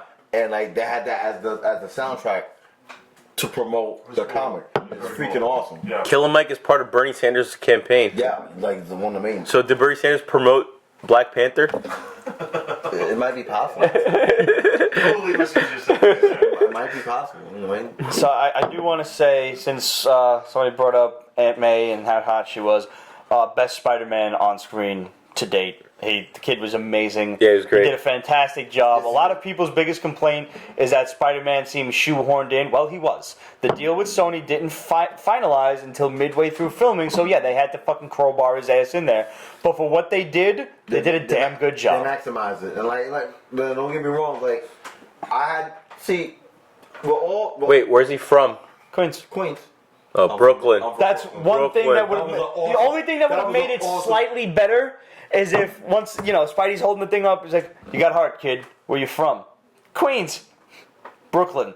And then Spidey's like, typical. Or figures. Anything like that, because everybody knows, especially if you're from here, you don't mix Brooklyn and Queens. Ever. It always ends in a fight. But see, that's why I thought that scene was perfect, because freaking Steve said Brooklyn and smirked and then ran off the bound. That's what's up right there. That's what's up. That was awesome. Spidey represent Queens, but Cap was raised down in Brooklyn. Yeah. One of the things We're doing it well. Apparently Spidey lives in Left Rock City now. So, so good. But that's, they're poor. That's exactly what you're going to fucking live. You're going to have a house. I fucking loved it. Thought it was brilliant. I loved it. I like the fact that when he's talking to him, the interaction with Tony was phenomenal. But just the whole quirkiness of Spidey when he was starstruck by Tony Stark, and notice what he said to him when they danced around the whole "with great power comes great responsibility" line, and in a way, if you had Spidey there from Jump Street, he would have sided with Cap.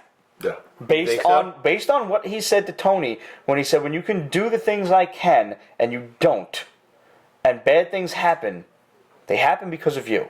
Spoiler alert. And Tony's sitting there like, fuck. No, Tony. It makes sense with Tony's thinking. I'm sorry. That's all right. It made sense with Tony's thinking though, because that's what he was saying. That's why he wanted to register the Avengers, because again, the bad things, Sokovia, all that stuff was happening because of them. I think that because of them being negligent, essentially. Right. But Tony's problem is he was negligent, and he jumps to conclusions. He jumps to answers too quickly to fix the problem without really thinking them through. That's been his character since you could say that. You could say about all the characters in that movie. One of the viewers just asked about what was the deal with the final scene with Spider-Man in his bedroom. With the spider light. Right. That's something from the 60s, man. And if those people who don't know that, don't do that. My great grandmother come back and fucking haunt you. No. Fair point. Sorry, grandma. Those who don't know that, back in the early 60s, Spider-Man had a light that he would shine from his belt to let people know he was coming. But you know what? For the edited version, that's popping up on screen right now. Yeah. The light fine, but all the extra stuff, all the extra icon stuff, that seems like Spider-Man currently. Dan Slott Spider-Man, he's digital, he's got all this extra stuff from his web, whatever it's called. I like the fact that he didn't have banter so much as he was starstruck by all of the Avengers. Yeah, he really was. And they didn't make a big deal out of his you have spider a robot sense. arm? Bucky threw the shit at him, and he's like, "Oh shit!" Ducks. Yeah. Hey, I think you dropped this. Throws the fucking back at him. Yeah. The beautiful thing about Spider-Man is that, you know what? We will be him if we was in his shoes. Yep. And that's why Spider-Man is one of the most iconic characters of all time. And you just said it, and I had to explain this to a couple of people that I saw it with.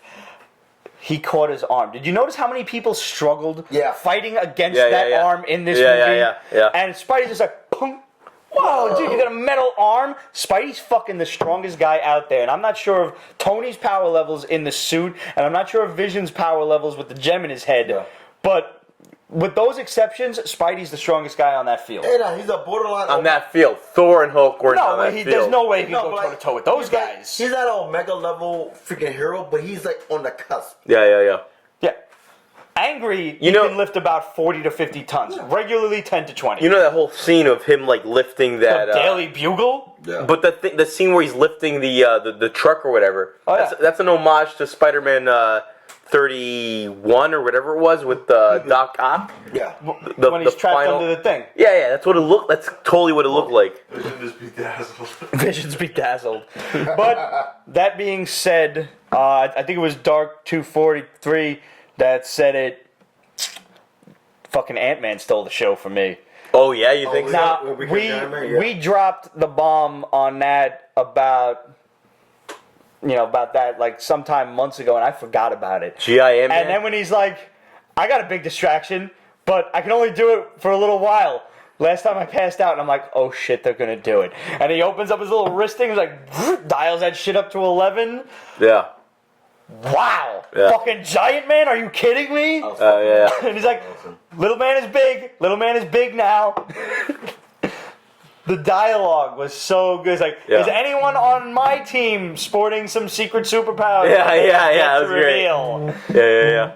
I think it was Jason that said the dialogue between Falcon and Winter Soldier was so good. Oh, hell yeah. My favorite scene is the Sharon Carter makeout scene where they're just chilling.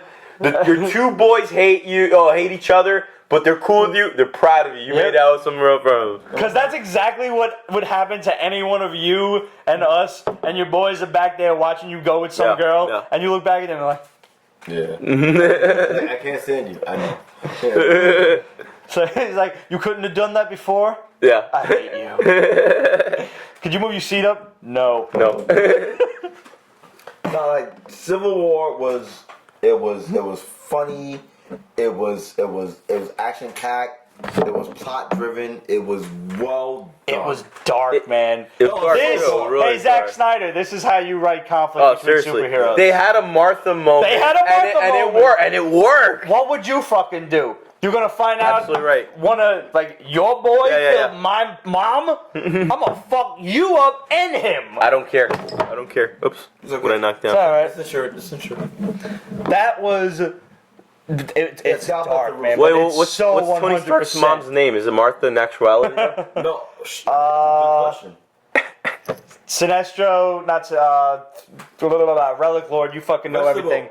What's or vegetable? By the way, what's? X-Men 90s cartoon first episode, Night of the Sentinel. I'm glad they did the Scarlet Witch Vision Yes, love thing too. yes, yes. It's That was budding. awesome. It's just starting. That was awesome. When he's like, I got distracted. He's like, I didn't think that could happen to you. Now, Neither did I. when I went to see it the first night, my friends brought it up because, she's a huge nerd like I am. Maria Stark. She was like, Oh, Maria, right. Close to Martha. Thank you, Laura. She's like, okay, let's say that, because she's like, let's say if Fox is officially in bed with freaking Marvel. Yeah. Can we possibly see House of M in a couple of years? I don't want to see House of M, man. There's so many other stories I want to see. I would rather like them to see Blood stay Ties. away from reality-altering events. Yeah, like same that. here. In the movies, it's just too. People aren't ready for reality. No, but let's say, in her defense, she's like, I don't want to see a movie, maybe a Netflix. Sinestro, we had the argument of which side was right very early on in the show. Very early Zemo. on. Team Cap. Team Zemo. Team Cap. Team Zemo. I'm with Tony though. Team Zemo. Me and Laura stand with Tony. No, see, I stand with Zemo. But you had there was no negotiation. I want to negotiate for a make a deal. That's why I'm Team Cap. So I want to bring something else up.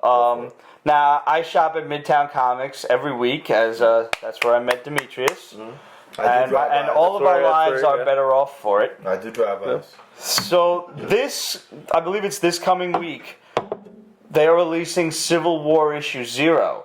Right. And one of those is going to be a Greg Land Wait. Did you miss? 1,000 ratio variant cover. Yeah. Oh, yeah, we're going to have that. With Agents of S.H.I.E.L.D. That is going to cost $1,500. No, in my store? Yeah, bro. Oh, Yeah. I probably don't have it in my store.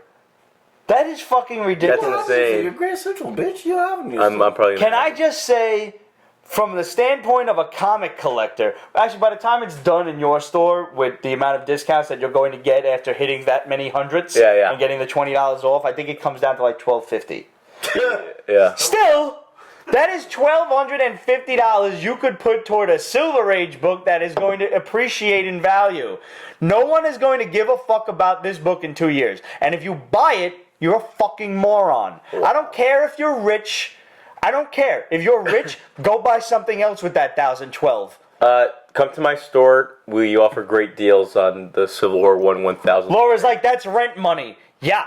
That's possibly like your child's college fund, a bond or something. I told you. You know what's on my bucket list as a comic book fan? Huh? I want to have every Uncanny X-Men issue ever made. And the Chris Claremont now you stuff? can put that $1,000 everything. toward a really nice copy of like Right now, 2 through 5. right now. Or you could get a shitty copy of issue 1. This is what I have right now. Not counting the current Uncanny X-Men right now. College fund. Sinestro said that's half a textbook. Sad, ain't it? I have from 165 to the last incarnation of freaking Uncanny X-Men before they did the first reboot. Yeah. I have all of that in a long box, in 4 long boxes. Boom, mint condition. Yeah. I will use that money to get the rest. You should. I'll As trade well, you. you should. I'll trade you that collection for Agents of S.H.I.E.L.D. variant of. That's cronut money. No. Vegetable tube, I've had a cronut. They're not all it's cracked up to be. Did you pick up free? I didn't see Free Comic Day, man. Did you pick up Free Comic Day Civil War? Ramon got it for me. Yeah. Okay, did you read it? Did you have a bagel burger? No, I can't. A bagel burger? Yeah. I won't do a donut burger, but a bagel burger sounds intriguing. Dude. All right. Did you guys read Free Comic Day Civil War? I No. did. I was intrigued. Can I tell you what happens in it? Yeah, of course. Okay. That's what we're here for. Talk In about it, comics. War Machine gets crippled by Thanos. Actually. No way. Really? Yeah, we don't know what it's going to lead to, but presumably it's going to be align War Machine with where he is Civil War wise. Actually. See, I cannot justify that kind of money on a new book. Come on, man. That's ridiculous. Pete, please, I need your business. Pete, please buy this copy. You got a cute girl in the store. You'll have my business. I don't know how I feel about the Dead No More, the Spider-Man Dead No More. I don't know how I feel about it. Like, it's like... Oh, that's gonna blow goats. Dude. Like, you'll be on a lower mountain rung, and a goat will be up here, and you'll just be... Right. and the goat will be like, bad. Wait, Like, how What's- many versions of Gwen Station do I need to see? What's the plot of Dead No More? Basically, everybody that Spidey cared about is coming back. Or Oh, really? has fucked them I had a up. theory that And they're King- gonna climb a mountain, and they're gonna suck goat dick. That's what's gonna happen. What? And Dan then Slott's Dan writing Slott is going to fucking throw up goat I was semen gonna that say- he's already fucking I swallowed. would say Wombat taint, but those semen's good. Yeah. Dude. And he's gonna spit the goat semen onto a bagel and slap it on a big ass fucking turkey burger because he's fat and useless and doesn't want to fucking eat real meat because he's trying to diet but he can't because he's eating too much fucking Alright. goat semen Wow. which is So so that's fucking all I have a fat question for and he's you. gonna eat it and he's gonna choke to death. Wow, that is a convoluted plot. They just How do you know rebooted. that goat dick is the worst? I'm just curious. Yeah, seriously. I'm just curious. Like, not judging. Not judging. I wish they would let Miles be Spider-Man and let Peter be his mentor. That's an idea. Spider-Man right now with Miles is the best Spidey book out there. Yeah. The Amazing Spider-Man books are nothing short of unamazing. You know- they are such garbage. You know what they should do for Miles? They should have a clone saga where he finds 7 other clones and call the storyline 8 Miles. You're such a dick. 8 Miles. I might stand behind that one. I might just. And then Miles has to rap battle with 7 other clones in order to destroy them. Floyd Dogs #1 have a Scotty Young variant. As well it should. Palms are sweaty, eating mom's old spaghetti. That's all you know from that song. Spaghetti. Pretty much. Well, it's spaghetti or web fluid. Young Spaghetti web fluid. You know what? Bullbat, The fact that Go on, young Bullbat. What's your question? what do you Type think of faster, goddammit. what do you think of Black Cat being a villain? I like that She's idea. a villain. She's okay. What? Should white people say the N-word? No. Nerd? No. Nerd? Can I just say one thing? No, don't say nerd. It's As a offensive. fairly And comic educated enthusiast. white man, I have this to say. You're Italian. Doesn't count. Fair enough. Well, but you're here, so I'm white. No, you're Italian. Nah, it's. I see you as Italian. I appreciate that. I appreciate There are it. two. Well, Greeks consider There Italian. are two white people. There are two white people in this world that are allowed to say the N-word. The first was the first guy that did it, and he got his ass kicked, so he had to say it so everybody else would know better. He was the first one, so he gets a pass. And the other guy is Steve Martin. Oh, good. The jerk. You know what? That's points. That's points. That's points. Thank you, Sinestro, by the way, for sending that movie. That's points. That's points. By the way, there's a really good podcast called Race Wars, and that white guy should say the N-word too. Go check it out. Louis C.K. does not count because he's Mexican. That sure is. Louis C.K.'s not Mexican. Yes, he is. Really Mexican? Yes, he is. Actually, part, yeah. if you've ever listened to Joe Rogan's stand-up, Yeah. he says it once or twice, and he brings up a really valid point. He's like, white people should be able to say it, but not when black people are around. It's only fair. Like, you guys use it all the time. Let us borrow it. We won't use it when you guys are around, but, you know... Common to use. It's a cool word. Like, we want to use it too. I'll say this just once. If you say it with an A, you might be okay. If you say it with ER, you won't get too far. Oh. Race Wars. Go listen to the podcast Race Wars. He puts that ER in there hard. And that's why you get beat up. No, he's absolved. Yeah. Wait, birthday boy's got a question. My question is, what about like Eminem or like white rappers? Eminem never uses it. Though. Never uses it. He used it when he first started before he. I think he used it to make a point in a song. The old guy from Blazing Saddles has to use it. That is very true. Right, Gene Wilder, right? Gene Wilder. Blazing Saddles is probably Gene Wilder? Who was it? Blazing Saddles is one of the greatest Who's the white songs guy? that ever will be made and ever will be remade. You know what? Like Mel Brooks and all of his wisdom hired Richard Pryor To write the movie. To write the movie. But people still don't realize Richard Pryor won't have that movie, if not all of it. Possibly write a black character correctly. Wasn't Django Unchained Blazing Saddles? No. No. Oh, okay. I mixed it up. No. Do y'all slay poon?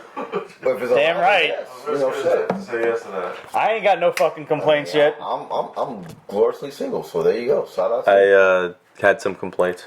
Oh, I'm sorry. That's fine. I don't really care. That. You fucking writes 100. People are not too uptight. Just like it's a whole level of respect. There's some things you can say, there's some things you cannot say, and you should know the difference between the two. When black people are around, we don't say it. When y'all are not around, let us borrow it for a little while is all. Well, that's what lead mics on the house. Okay, I think now the perfect time to come out.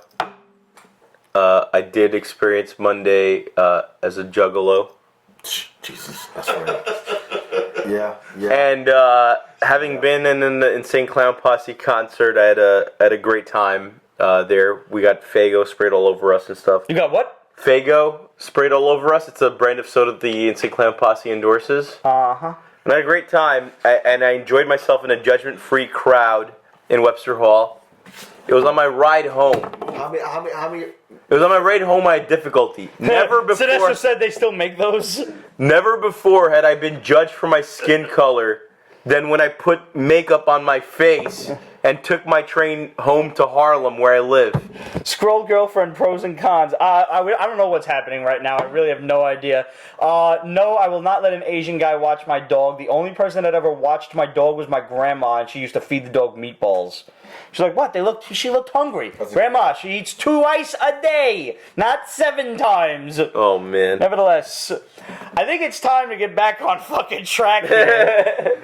Let's talk about 3 Floyds Alpha King. Now, if you have ever wanted to know what happens when you mix crazy alcoholics and Dungeons and Dragons, Pete's Basement. Yes, Pete's Basement happens. and this book. We've got, apparently 3 Floyds is this beer company that has been making these little microbrews for quite some time.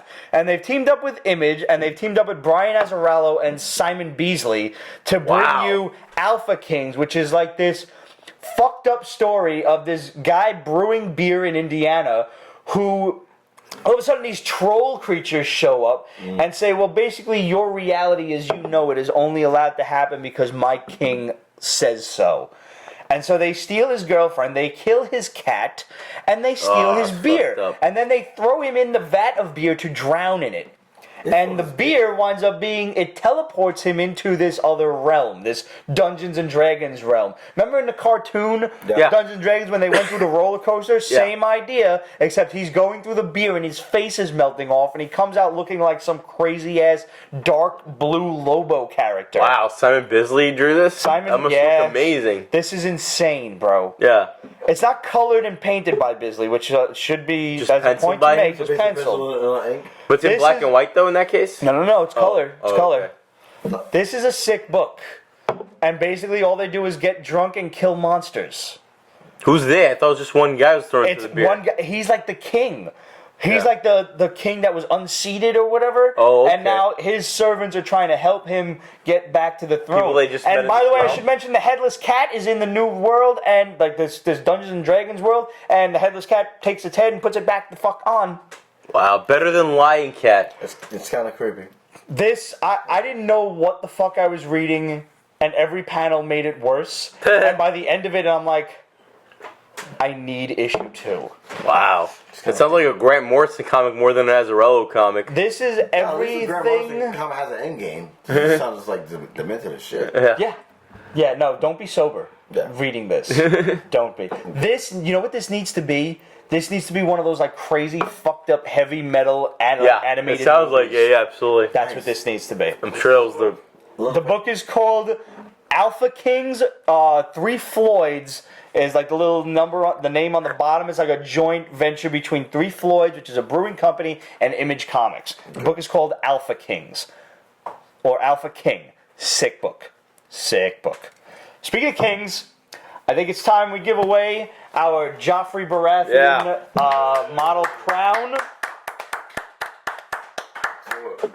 Sorry, off topic. Have you read Southern Bastards? I haven't read it in a while. Yes. It's on my list. It's on my list. Yes, it's like Walking Tall with The Rock, but much more violent, much more crazier. It's on my list. I want to read that next.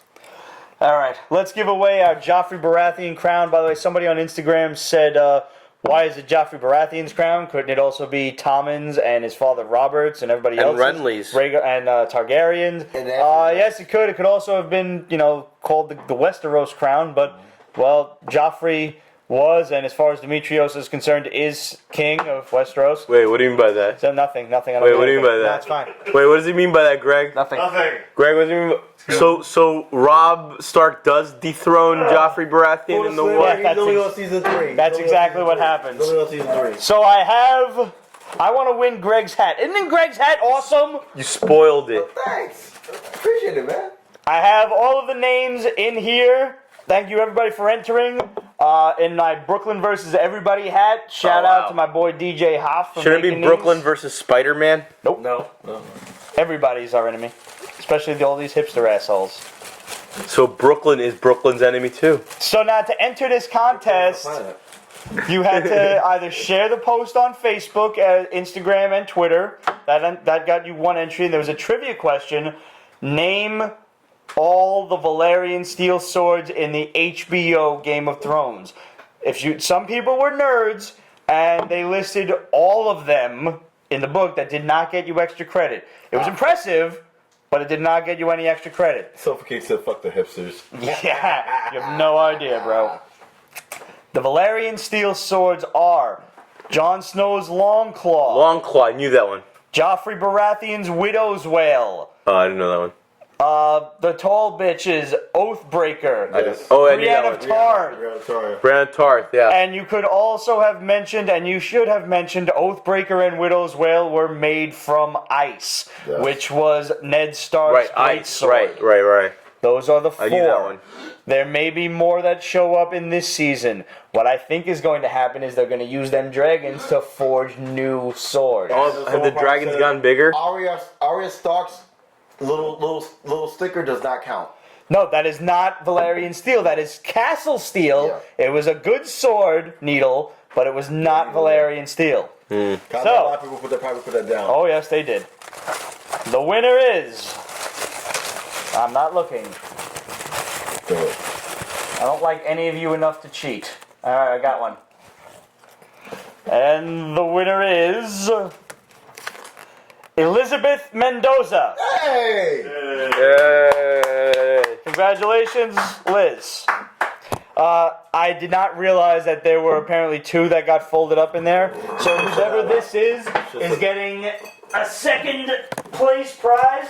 Wait, can I say this? Mendoza! I think that's deserved. There's well played. A Fiction, you won the second place prize to be determined. Because, I'm sorry, yours was like folded up in there, and it dropped out when I unfolded Elizabeth's name. What's fair is fair. You get a second place prize. I'll send you something fucking cool. Maybe that Ramon didn't receive. No, I'm gonna send her something good. I don't think she wants toe picks. Do you want a millennials? Forget. Send all your toe picks, Ramon, via Pete's Basement because he's signed millennials copy. I think she would definitely appreciate a signed millennials book. I think that would be awesome. Good job, yeah. I think that would be really cool of you. With drawing. Yeah, we stopped promoting the toe picks for Ramon. We did, but we do. We should remind anybody who just arrived, possibly on Periscope. If you're looking for Ramon fractured his fucking toe, guys. So he's gonna be out of commission for a couple of weeks, maybe up to a month. That's for you, big guy. So feel free to send him get well cards. You can mail physical cards to Pete's Basement, 223 Bedford Avenue, number 145. Don't write P.O. Box. They don't like that. Just number 145 as if it was an apartment. Mm-hmm. Brooklyn, New York, 11211. It's so stupid. Or you can email pictures of your own toe for solidarity to Ramon@PetesBasement.com. I highly encourage you to do that. Toe life for life. Toe life Jam and for Earl. life. If you like Ramon, email him tit pics. He wants to see tit pics, toe pics. I'm all for it. We're not going to say no to toe pics. Hashtag toe pics, hashtag Ramon, hashtag Pete's Basement. All toe pics. Can I talk about millennials number 2 and the delay? Of course you can. Alright, so A Fiction. You're going to get 2 things, actually. Actually, I'll send one to Elizabeth Mendoza also. Well, that's nice of you. Shit, yeah. Good job, bro. So, as you guys know, the Ramon's watching, by the way. And Ramon might have missed the first announcement, but yes, Ramon, congratulations. Look for those in your email. Wish you were here. Yeah. So issue 1 came out in November, and issue 2 is obviously delayed. Issue 3, unfortunately, is where we're going to see our good friend Pete debut with his undisclosed millennial power. It's going to be a good one. It's going to be a good one. Roger knows what it is, and he's been keeping the secret very well, actually. I've drunk it out of my head. Oh, wonderful, I just want to wonderful. be a janitor at issue 4. That's fine. You've been a janitor the entire time, Greg. Works for me. Anyway, so there's been a delay. Mostly the artists who've been working on it have been dealing with personal issues, familial issues. Coincidentally, both of them. But they're professional enough to keep the work going. As delayed as it is, it's still happening. We're scheduled to come out at the end of June, I believe, at this point. All right. Meanwhile, I'm going to be at Wizard World Philly with a Griffin Knights. Griffin Knights is the company that we publish with. Sampler, which features works by Tony Wolfe, Nick Miccioli, Tom Griffin himself, and exclusively 3 pages from the New Millennials number 2 is going to be there. It's a complete story, and both Elizabeth Mendoza and A Fiction will be getting a copy of that sampler, signed by me and Tom Griffin. Very nice. All right. There you go. Well done, sir. Well Thank you. But check us out, Wizard World Philadelphia, if you guys are in that area. All right. Bring cheesesteaks, not from Geno's and Pat's. They suck. If you guys mention Pete's Basement at Wizard World Philly, if you come to my table and mention Pete's Basement, you will get a free item. I'm not going to tell you guys what it is. It'll be a surprise item over there. It's totally a picture of his toe, guys. Picture my toe. It is a signed photo. Signed of by Dimitrios' Ramon. toe. So, out last week was Boom Studios Weavers. They did a lot of ad campaigning for this. Yeah. This is the one with the fucking like glowing spider in the guy's mouth. Oh, sure, yeah. Did you read yeah. this shit? No, I saw it. It was. See this? I saw trolling, but I didn't read it. Basically, the spiders It certainly like looked creepy. I believe you mentioned Night of the Creeps before, and now that was one of James Gunn's movies, if I'm not correct. Or was that Slither that I'm thinking of? No, Slither was James Gunn, dude. But he got the idea for Slither from freaking Night of the Creeps. There it is. Okay. Because they used to dive into motherfuckers' mouths and shit, and then mind control them. Well, that's what these spiders are doing. Oh, okay. And when the host dies, they find someone new, and they join a group called the Weavers, and the Weavers are like a mob. Like the people are still in control. They know that they're being controlled by these spiders, but they're kind of cool with it. Kind of like Chloe Bennett on Agents of S.H.I.E.L.D. when she was under control of Hive. Oh, okay, cool. And they're basically in a mob. And this guy, this like low-life dude, goes to work for them. He's paired up with the king or whatever, the king spider, the head mafia guy's daughter. Okay. And they don't trust this guy because he's new. But once you're a Weaver, you're basically in. Like you can't betray your own kind. The spider will not let you. So even if this guy is like, let's say, a cop or some kind of narc, he can't do anything about it. He's fucked. He's now a bad guy, like it or not. So they're making him they're kind of putting him through the test. Like they kind of doing the hazing, seeing if he's a cop, seeing what he'll do, what he won't do, what he'll try to resist on. And they're like, this guy's a Fed. He was an informant and he's fucked up. Kill him. And the guy's like, well, I don't really like this, but it's me or him. So blam. And they're like, well, you're clearly not a cop. But like that, it was interesting enough. It was weird because they don't give you a lot of information right off the bat, and you're just kind of led to accept a lot of stuff. And they don't really explain the spider shit until the last 3 to 4 pages. I thought this was going to be like some kind of horror book, like along the lines of that Lana Del Rey shit that was going on a while back. You remember the crazy thing with the spiders, with everybody would see like this shadow man. It's oh god, I can't think of the name. Ramon, help me out here. I know what you're talking about. You know what it is? Yeah. Like praying to you, Ramon. Where are you?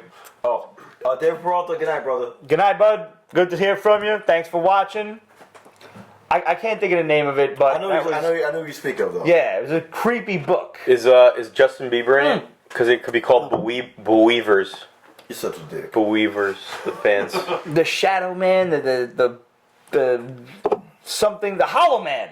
Okay. I think that was it. Hollow Man was dope, dude, but that wasn't spider related at all, man. No, not the fucking invisible shit with the what's his name with Kevin Bacon. Kevin Bacon. No, there's something else. Where's Vegetable 2? Empty Man. Empty Man. That was it. Empty Man.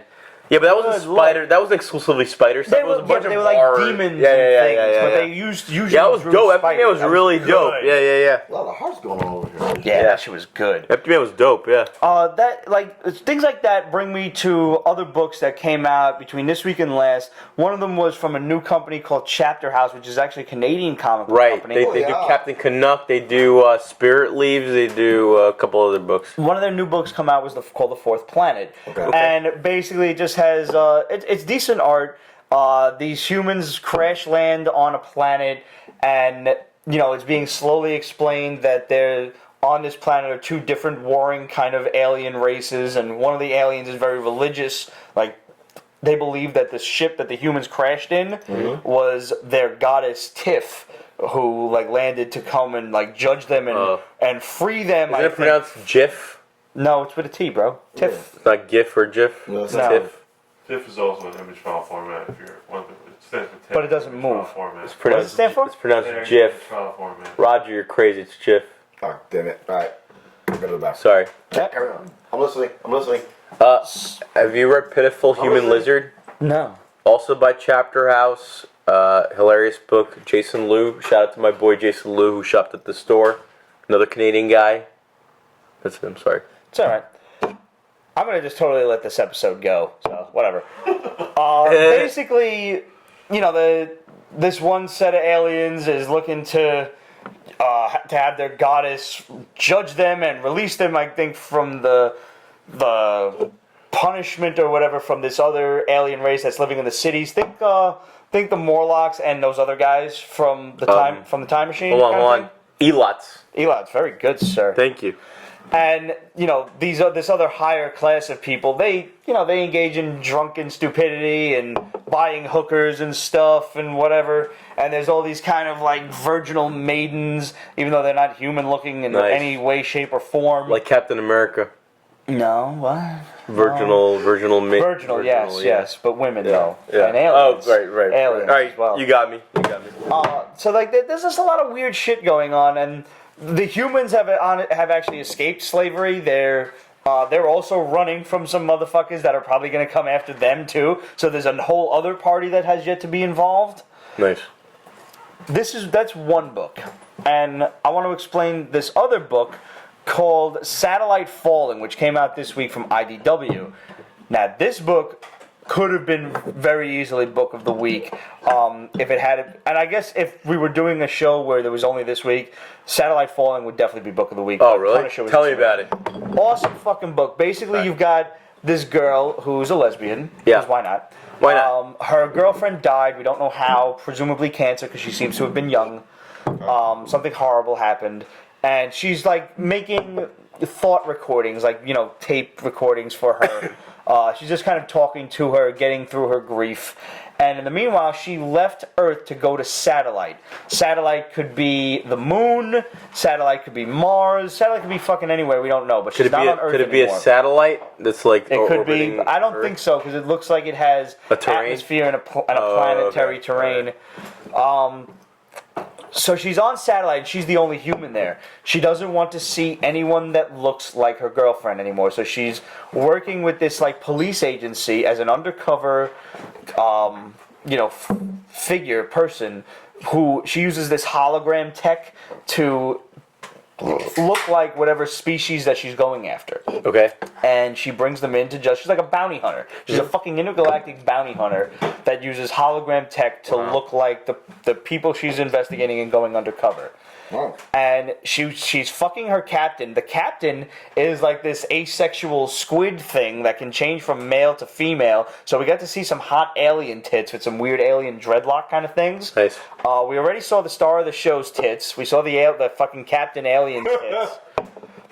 But it doesn't explain a lot. This one actually explains more in this case than the Fourth Planet did, but the problem with a lot of these books that come out, I like my indie books. Yes. I'm so sick of fucking superhero shit because they're just not doing superheroes right.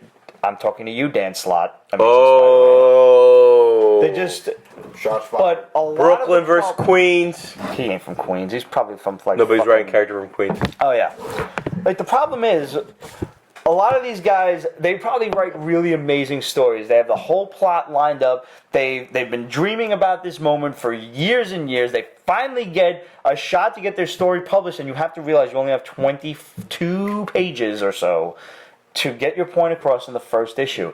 And the problem is a lot of these stories take so long to develop that even if, let's say, somebody devotes the time and the money to buying 5 to 6 to maybe 10 issues before you get to your goddamn point, the story is so convoluted that you forget where the fuck you are. Yeah. Like, you need this is the kind of book, especially Fourth Planet, because it's so all over the place. It's introducing you to so many different factions of people that by next month I'm gonna forget this shit. I'm gonna pick it up because I liked the book. I do. But I'm gonna forget what the fuck I read. So this is the kind of book that should only be released like in trade instead. I mean, I think it's. I'm sorry to control, but I think it's safe to say that we've all, even the people that are watching us right now, we've all become fans of comics and like the life that we live because of the story. Right. And nowadays, everyone's falling in love with the character instead of the story itself. Mm-hmm. Yeah. And that's the divide between like old school and new school, so to speak. So when you're talking about this, from Boom Studios, I'm intrigued to read it, not only to buy it but to read it. And I'm intrigued by it. And but I do agree with you that a story of this magnitude should be released as a trade. Or at the very least, like, instead of doing a 22-page single issue, give me an $8 triple-sized issue or something, I got a question for you guys. You guys read Invincible by Robert Kirkman? Ramon is. Yeah. Alright, so do you guys know the backstory of Invincible? I know he's from a warlike planet, then he kind of escaped his family. Alright. Do you know the real backstory Robert Kirkman. That he used to work in porn, but he started at a very young age, and then he No. sued the porn That's industry? a fake backstory. No. Robert Kirkman was this guy, this like just fat fanboy guy who was trying to make it into comics, like bowl haircut, all that stuff. Like he looked like Prince Adam mixed with freaking Kevin Smith, let's say, right? Okay. And he had this idea, this grand story for Invincible, which was like, the whole thing was that this kid is the son of Superman, and he finds out that his dad, the Superman guy, who kills the entire Justice League, is actually out to conquer the Earth, not to help the Earth. Okay. That's the whole thing. And Jim Valentino, who was the editor-in-chief of Image at the time, was like, look, I like your idea, but Robert, you gotta like move it further up. He wanted to have that twist in issue 100. Yeah. But he's like, look, your indie book may not make it to that. And it's a good hook. You got to get it out earlier. And he did it. I mean, he wanted, Jim Valentino was saying, do it in issue 2. This guy was like, the compromise was somewhere at issue 12. Yeah, 12. And sure enough, that was extremely good advice, because indie books don't really get chances to like really sell shine, their story. right. Yeah, to shine. Because even Sandman, Neil Gaiman's Sandman, issue per issue, when you read those first 8 issues, him and Sam Keith are on the verge of cancellation every issue and stuff. They don't really get their momentum until they know that the sales are there and But stuff. to this day, I think Neil Gaiman's Sandman is still, and like, you can send me hate mail all you want. It's the most underrated. No, people love that series. No. It's the most underrated, but yet over-exaggerated series of all time. Like, it's so underrated from, like, you know, the diehards that we know what the story is. I confess I've never read it. What? Hold on. What? Never read it. It's like a perennial thing that fans of comics have to have read at some point. There's a few major titles out there that I've never read. Why Oh, the you know Last what? Man? Never read. I'm gonna guess one for sure. Let's discuss. I want to hear this. Mouse. You guys never read Mouse? I read Mouse. Oh, you read I read Mouse? I both have of them, not yes. read Mouse. I have not read Mouse. That's the one book that comic fans have not read, and it's Pulitzer Prize winning. I know a lot of read it? Jews. I've read Mouse. All right, good for you, man. Yeah. Okay. I think I have Adam, one of the original Peach Basement founders, to thank for giving me that one. How'd you like it though? How's it hold Pretty up? crazy, man. Yeah. You know, like, I mean, You that know, was some you know, sick it was shit. releasing like just like 4-page stories in like this magazine Really? anthology. Yeah. I never Until read that. they I put bought it like together. a collected. Yeah, bound that's how it's available. So you know like what? it was like it was released underground initially, like just like through a magazine essentially. One question: What's your holy trinity of comics that you need to read? What if you had a holy good trinity question. of comics? What is it? All right, Doom for me. Doom Patrol. I knew that right off the back. How'd you know that? You're like a Doom Patrol side piece. You love Doom Patrol. All right, I love Doom Patrol. Doom Patrol, Captain America, Man and Wolf. Ooh. It's the one where Captain America becomes. It turns out the super soldier element evolved into a werewolf, and he has to team up with Wolverine and Cable in order to. Anyway, it's a thing. And last but not least, 8 Ball by Dan Klaus. Okay. Those are my 3. What about you? Okay, so number 1 would be Fall of the Mutants. Okay. That's a good one, yeah. Yeah, I thought that made me fall in love with the X-Men, like immensely fall in love with the X-Men. Yeah. Not just X-Men, New Mutants, X-Factor, so on and so forth. Number 2, Crisis on Infinity Earths. You have to. Yeah, it read was great. This is mandatory. And number 3, Watchmen. no. Death of the Family. Death in the Family. Yes. Death in the Family. Yes. Okay, that's a good Okay. one. Yeah. I'm glad you brought up Watchmen, because although it does not fit in this category that Greg just asked us about, which is the 3 Yeah, your top trifecta. books. Yeah. For people who have never ever read comics ever, and people who are like, if I just read one comic in my life, what should it be? I will tell always them Watchmen. Watchmen. Yeah, Always. yeah, for sure. Because it may not be the best series of them all. I mean, we've all just No, it might listed be. It might be. amazing fucking stories. Yeah.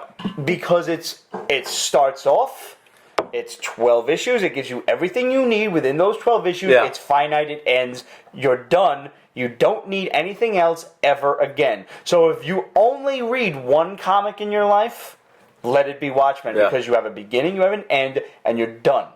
Done. Oh. Now, for the fans, without question, Garth Ennis' Punisher. Oh, yeah? Yes, Okay. read the whole fucking run. Okay. You have no choice. Valley Forge. Johnny the Homicidal Maniac. What? I didn't peg you as a Joan and Vasquez fan. Dude, I cry laughing every time. Every fucking time. And Sorry. this Millennials. one's a I'll tough help one. you. Millennials. Thank you. Thank you. Two just popped in my head just now. The honorable mention. The Killer. Oh, okay, yeah, Yeah, sure. The Killer. Like if you never read The the Killer, European book. I'm gonna go with something a bit more near and dear to my heart on this one, and that is. Oh no! I'm gonna so make fun of this guy for this. Yeah, you might. what was it, Elf Quest? No.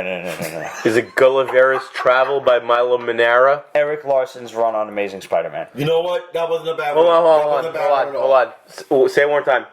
You're a dick.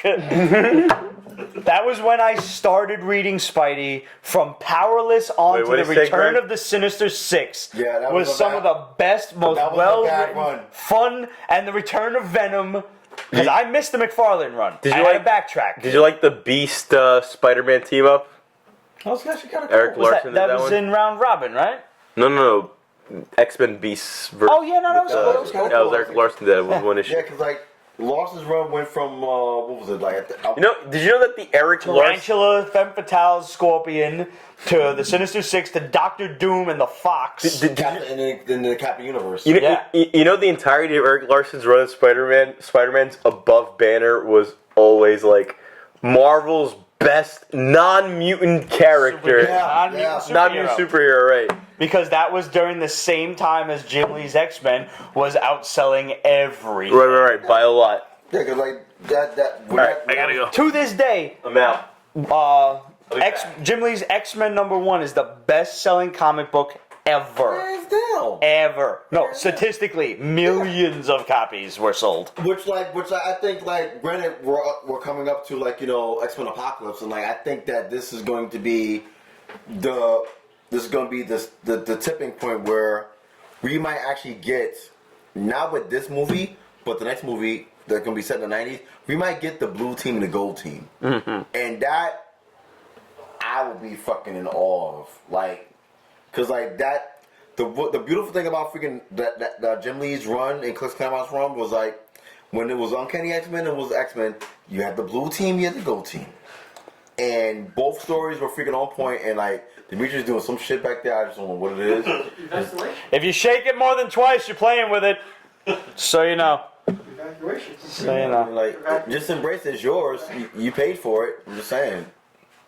But like that whole run from freaking Uncanny to freaking X-Men, the stories were so in sync. Like they couldn't do no wrong. And then Jim left, and then Chris left, and it's like, you know what? Fuck it. Yep. That whole series went to shit after that. Yeah. Then Grant Morrison got a hold of it, and then. Yeah. But no, what honorable mention, when Extreme X-Men showed up, it had some saving grace for a little bit. It did. Because Salvador did a great job. Let's tell the DeLorca's art. Yeah. I love it. You just keep So, I would just like to mention and recognize Jason Hagopian for sharing the shit out of this episode. sharing the shit out of this episode. So did For the Tiny. And I was about to say For the Tiny, thank you so much. You guys rock. You guys are awesome. Thanks, guys. Super appreciate anytime you guys shout us out and share. We love it. I love this shit too. We do too, sir. We love it because of you guys. When I'm not here, I'm watching it. Granted, people thought I was dead. I love it. We were kind of afraid for you. And a lot of people were asking on Instagram and everything. It's like, yo, is Greg alive? Cheers to Jason For the Tiny, and cheers to Greg for being alive. Hey, Yep. thank you. Cheers to Dimitrios for being alive too. Yeah, that's there you go, right. I mean, both of these guys got pretty fucked up. Hey. Why did we pregame, Greg? Why did I listen to I you? warned you. I tried to warn you. I honestly thought I would get all the It questions. was there. It was I there. honestly underestimated your audience. I really thought they were going to ask simple questions I just could ran get out of there. I easily. didn't know. You want to grab me one too while you're at it? I will.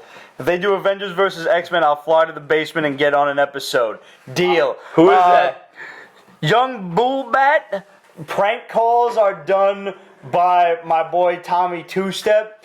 He is the king of the prank phone calls. Dubstep, yes. I mean, you can't even imagine the shit that he has put people through. This is the last 2 beers. Which one do you want? You're the host, sir. Wait, and being the host, I defer the choice to you. You've been rocking with Blue Moons? I give you. Thank Wait, you, Tommy Two-Step is a tall guy who was on 4th. that won't shut up. Yeah, that's it. Yeah, he's a great guy. I love that guy. Yeah, Dubstep is awesome. 713-504-5748. Name's Victoria. Pooping ass for money. Shit! I didn't screen capture fast enough. Write the motherfucker in the description again, because I swear to God I'll do it. So next week when I get here, I'm bringing a case. Say you saw she was popping ass for money. Oh, we gotta figure out a way to record that. Like, once we figure out a way to record both ends of that, yeah. Hold on to what? Who are you talking about? Me? I wish. I mean, you could just go watch The Wrestler or that other movie where she's getting fucking ass banged by Philip Seymour Hoffman. Oh, man. Great, it was a great job. Happiness. It's acting. No, it wasn't him. Acting. It wasn't her. Acting.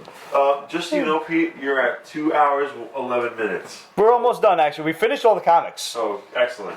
So now we've just got a couple more topics and a lot of bombs left from the Shadow. Okay. Oh, boy. So let's go on to topics. Officially official now. We told you this, guys, back in summer 2015 that there was going to be a Greg Berlanti Booster Gold movie, and it's now fucking official. Oh, wow. Who's playing Booster Gold? We don't know yet. Probably me. Oh, awesome. Probably me. You know what? You know who I will actually wouldn't mind freaking being Booster Gold? Our boy Tommy Walker should be Booster Gold. That'd be good. Tommy Walker should be Booster Gold, actually. Right? It looks like that just clicked into my head. You're absolutely fucking right. that's he was on the show. Young, we can't do the call yet. We gotta get Tommy on the show, but we could do that as like a little separate Pete's Basement extra. Give me There's a blonde dude on Glee that I think will actually be great as Booster Gold. I thought you wanted me to give I know you, who you're talking about. I think his name is Cord something. No, it's Jane Lynch, dude. That's a girl. No, not her. No, not her. She's tall enough though. She's fucking diesel enough too. So let's talk The Flash, one of the most heartfelt episodes, directed by Kevin Smith. And although we did not unfortunately get Jay and Silent Bob, we did get Jason Mewes. Yes, and a cameo by his daughter Holly. Yes, who I did not notice. Yes. I bet you if his daughter was in, I bet you his wife was in there somewhere too. I'm assuming so too. But I have to say this episode reminded me why I fell in love with the Flash in the first place. This episode had so much heart and so much grace, but stick to the plot that was already been like established throughout the season. And I thought it was just absolutely beautiful. And like, I really want freaking Kevin Smith to do not just more Flash episodes. He's supposed to be looking to do Arrow too. He wants to do Arrow. Snoochie Boochies. He wants to bring Onomatopoeia to figure out. And I'm all for that. He's a sick villain. I'm all for Onomatopoeia to be on freaking Arrow. All for it. Yo, man, it taught people, and just in case you didn't know this about the Flash, the Speed Force is sentient. Yeah. It's not so much like an energy as, and I know I'm gonna get chastised for this comparison, but it's kind of like the Midi-chlorians, like they're alive. That's the only thing I could think of, though, that's because right there. I know That's points. that's. No. I found went out. down a little bit. I found out I had some metachlorians, and my doctor says Oh shit! to wear more condoms. Well, that was worth it. You can't transmit metachlorians. That was worth it. That was actually worth it. That was worth it. That was so worth it. Hey, did they have Shiva in Arrow or no? No, not yet. Shiva makes sense for Arrow. 3 seconds. 2, 1. Hey, you gotta keep drinking, bro. Yep. Gotta keep drinking. Greg fucked you over, man. Swallow. Oh my gosh. No. Greg fucked you over, man. Like high school porn. Just do it up. All right, I think that's it. I think that's good. I think it's not gonna fizzle anymore. You did it. You did it. You made it. I love you. You made it. I love you too. Good job, Greg. You made him work. Got me on the full beer too. Do not edit that at all. Chug. See, we used to do that when we were around our buddies. I was like, when I got really drunk and stupid, I'd be like, dude, what does drink spell? And the guy would be like, drink. I'm like, don't mind if you do. But I did that out of love. No, I understand. I understand. All right, who would you hook up with? Sharon Carter, Black Widow, or Scarlet Witch? Only one.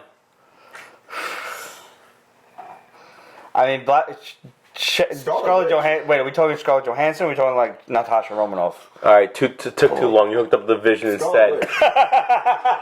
Scarlet Witch. I say Sharon Carter. No, Scarlet Witch, because like, she can just make anything I want, like a reality. Dude, she looks like Skeletor, Sharon Carter, huge tits. You're thinking of Agent Carter. You're thinking of Peggy Carter. And yes, she does have huge tits. I'm thinking of Sharon Carter, Emily Van Camp, kind of like my size. Got some positive Cute as a button. Yeah. Legs for days, but kind of my size. Do you think that I try not to. Joe Pesci is Uncle Ben? God, I hope not. Yes! Absolutely! You heard it here man. I first. don't know how I feel about that. No, Joe Pesci's Uncle Ben. No, that needs to happen. We need to petition Marvel for a Prequel? an Uncle Ben flashback, and it's Peter, Joe Peter. Pesci. Look, wait. Great power comes great responsibility. Wait, that wouldn't make Peter totally Italian, though. Peter Parkerelli? Parkerelli. Two youths. These three youths. Mike, Peter. Peter and Ozzy. Oh my God. Clam. Peter. Put it in your fucking shine box.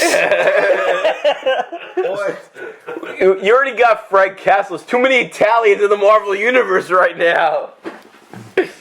fucking guy here. Oh, Oh man, that's fucking funny. got me in the wickets. So now, did we notice also, going back to the Flash real quick, Katie Cassidy is making an appearance as Black Siren, Yes. Dark Siren, some Black shit. Siren, yes. Who's Black Siren? She's the evil version of Black Canary on Earth 2. And I don't care, I'm just happy because I think she's gorgeous. I'm so happy to see her I'm back happy on for the TV. fact Katie Cassidy is fucking gorgeous. And you know why she's gorgeous? Because she gained that weight back. Because she was looking like a fucking Yo, stick. like a stick in the beginning of season, Oh what, my 2 or God, so? like, 3? She was like a vanilla Mirage or some shit. She was like horrible. Seriously. Like, but now, ever since she got with that weight trainer and she's been getting it in, she looks great right now.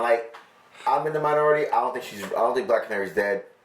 I'm waiting for her to come back in the I think she's dead until they need her back. Then they'll go back to whatever the fuck she whispered to Ollie in the room before she died, and then they have like an out to bring her back. I think she's coming back in the finale. Yeah. I don't think she'll be back that quickly. I bet you're a gentleman. Bet Sofa King 88. I gained weight in all. Oh, she gained weight in all the right places. That's much better because I wasn't. What bet you? All right, no, it is. Witness. Because I'm glad you didn't many. gain weight in all the right places. Unless you're a girl, in which case, Pixar, it didn't happen. But nevertheless. So, There's a lot of good shit on TV. there was. Apparently some fucking shit happened on Legends of Tomorrow today. Oh, yeah. My cousin Steve texted me, and he never does that shit. So some shit definitely happened. Wow. And speaking of... we got a bomb from the shadow a little earlier that said Captain Cole will be leaving Legends next season, but will be replaced by Constantine. Yeah. This shit happened earlier in the show. So that means they're retaining the same lineup for the most part of Legends for next season? I heard they're going to replace them all together. I don't know. Well, I'm assuming that if Cole is gone, I hope he comes back to the Flash, and Heatwave will probably be gone too. he then. was going to. Because remember. Well, he was already gone, basically, right? Wentworth Miller and freaking Dominic Purcell, Yeah. They're originally B-Tash, 25,000 hearts. That's pretty fucking good, dude. Thank you. Hearts right there. They're originally from freaking Prison Break, and Prison Break is filming right now. So they're doing another Prison Break? Yeah. Oh, how many fucking prisons are there to break from? So I can see that's why they're doing that. Jesus Christ, more prisons? Blackgate?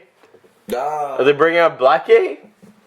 No. So it's Prison Break. So Prison Break is the DC universe? No. Who the hell knows? So speaking of the DC, TV universe, we told you guys a while ago that there will be a question on Arrow somewhere. We weren't sure if it was Arrow, but we were pretty sure it was Arrow. Now we are certain that Vic Sage, the question, is coming to Arrow. Makes sense. Denny O'Neil had Green Arrow and the question at the same time. Pretty fucking goddamn cool. Yeah. So here's probably the major bomb of this is the big fucking nuke. Oh wow. The DC WB is thinking of rescheduling Justice League Part 2 in favor of a solo Batman film in its place because the Justice League plotline right now that I have in my hand, how did I get this one? You want to just walk around in circles? You might have to. Is, well, not the best. This is me walking around. I'm going to read this to you directly from the shadow. It's a quick paragraph or two. This is the plot line for the Justice League. Greg here is going to fall on the sword of Charles V. Thousands of years ago, Darkseid invaded the planet. In his attempt for global dictatorship and transforming Earth to be like Apocalypse, he was beaten by Amazons, warriors from Atlantis, and cavemen. Yes, cavemen. Hold Roger, could you get the... Turn a little bit.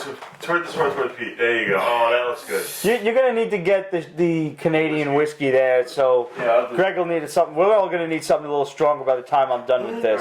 Okay. So Darkseid and the forces of Apocalypse got the shit beaten out of them by cavemen. Darkseid was scared shitless, so he left to fight another day. But not before leaving behind a few mother boxes. By the way, you never see this battle on film. Wonder Woman simply talks about it. At least she didn't email the info, right? Don't pour me. Or post it on her Facebook page? Really, Wonder Woman? So Lex Luthor, found one of the mother boxes, which has unleashed Steppenwolf, Darkseid's uncle, and a slew of Chitauri, I'm sorry, not the Chitauri, I mean parademons, on Gotham City, New York. Oh, he's still alive? To fight this, the Justice League, the Avengers, band together, including Cyborg, Iron Man, who was created using Mother Box tech. Okay, that's like some New 52 shit. Luthor is trying to find the other Mother Boxes / Infinity Stones to bring Darkseid / Thanos to Earth. The Justice League will only include a resurrected Superman. Maybe he went to Tahiti. It's a magical place. Batman, the real star of the movie. You were awesome, Affleck. You were awesome in Phantoms, and you were awesome as Batman. The Flash, Aquaman, and Cyborg. Notice anybody missing? There will be no Green Lantern. I repeat, no Green Lantern. May I? Yep. You're Save big Green some Lantern room. You will get Cyborg, but no Green Lantern. Maybe GL is still in space dealing with some shit, or maybe he hasn't checked Wonder Woman's email. Or his Facebook account that said, Hal, did you get that bomb I sent you? Sorry, missed it. Destruction, explosions, maybe they've added a few one-liners now as Ben Affleck has made serious changes to the script. Ben Affleck is now like the executive producer of all of fucking the DCCU. I guess Snyder's all but out. He's just like, I don't think they can fire him outright because he's like contracted to do shit. So he's going to be there like in name only. Can I plot for a moment, please? Getting coffee. Slip my wrist? Slip my neck? Oh, I asked Pete. I like the I'll do it. It's not really sharp enough. The others are sharper. No, this actually, Put your head down. that could actually do it. Be careful. The plot of this show, this plot of this movie cannot be altered at this point. It's too late. And it's too late, baby, now. It's too late, though we really did try to make it. Something inside has died and I can't hide, and I just can't fake it. Oh no, no. Carole King. 30 seconds to be myself. 30 seconds. What the fuck? You got one job. DC, you own the rights to all your characters. All you needed to do was watch the animated movie Justice League War, and you had the whole plot for the movie. You were done. You were done. All you had to do was recreate the whole thing with real people instead of cartoons. In my opinion, and you failed miserably. In my opinion, Martian Manhunter over everybody else. That's why do you need a bunch of mother boxes to get together? One mother box is capable of doing so anything. Yeah. So now, so that the little scene that was from BVS justifies this bullshit fucking plot. You ever read Grant Morrison's JLA? Yeah. Remember when Darkseid takes over the Earth and he doesn't have a mother box, he has a grandmother box, which is Granny Goodness. Thank you. Granny Goodness mixed with the mother box, actually. No, I did not see that. Salud. Oh boy. Oh, I saw something drop there. That was good! That was good! Please tell me we caught that on camera! As much as the camera could catch it? That was gold. That was beautiful. That was gold. Yeah. I mean, it sounds like like the Earth has the Justice League, it has the Avengers. Is that Pete Davidson first? I don't know, maybe. Salud. All right, already. You got our attention. 9 years. Bless you. Jeez. Okay? What am I Bless allergic you. If you fucking sneeze again, I'm throwing salt on you and I'm hitting you with a crowbar. Do not sneeze on my De La Soul fingers. My supernatural friends understand why I'm doing that. I'm allergic to bad plots, Pete. Clearly. I'm allergic to bad plots. You know what? Change your crew. You're clearly a demon, and bless you is not working. Listen, as long as you don't sneeze on my De La Soul sneakers, original editions. Wow. Hold them up. Hold them up. Oh, yeah, I'll take them. Yeah, I did actually notice, though, that they were pretty badass. Yeah, these are... They're dope, dude. They are pretty fucking cool. Show the camera. De La Soul 3 feet high rising. Custom made. How did you get them custom made? I would like to know. There's a guy I know that knew a guy that's... Do you wear size 11? I'm like, okay. Alright. And I sent them some money. Nice. Cool. Nice. Because we actually have a buddy of ours that Roger and I went to high school with, our boy Shalico. You can hit him up at Shop Fitness Customs.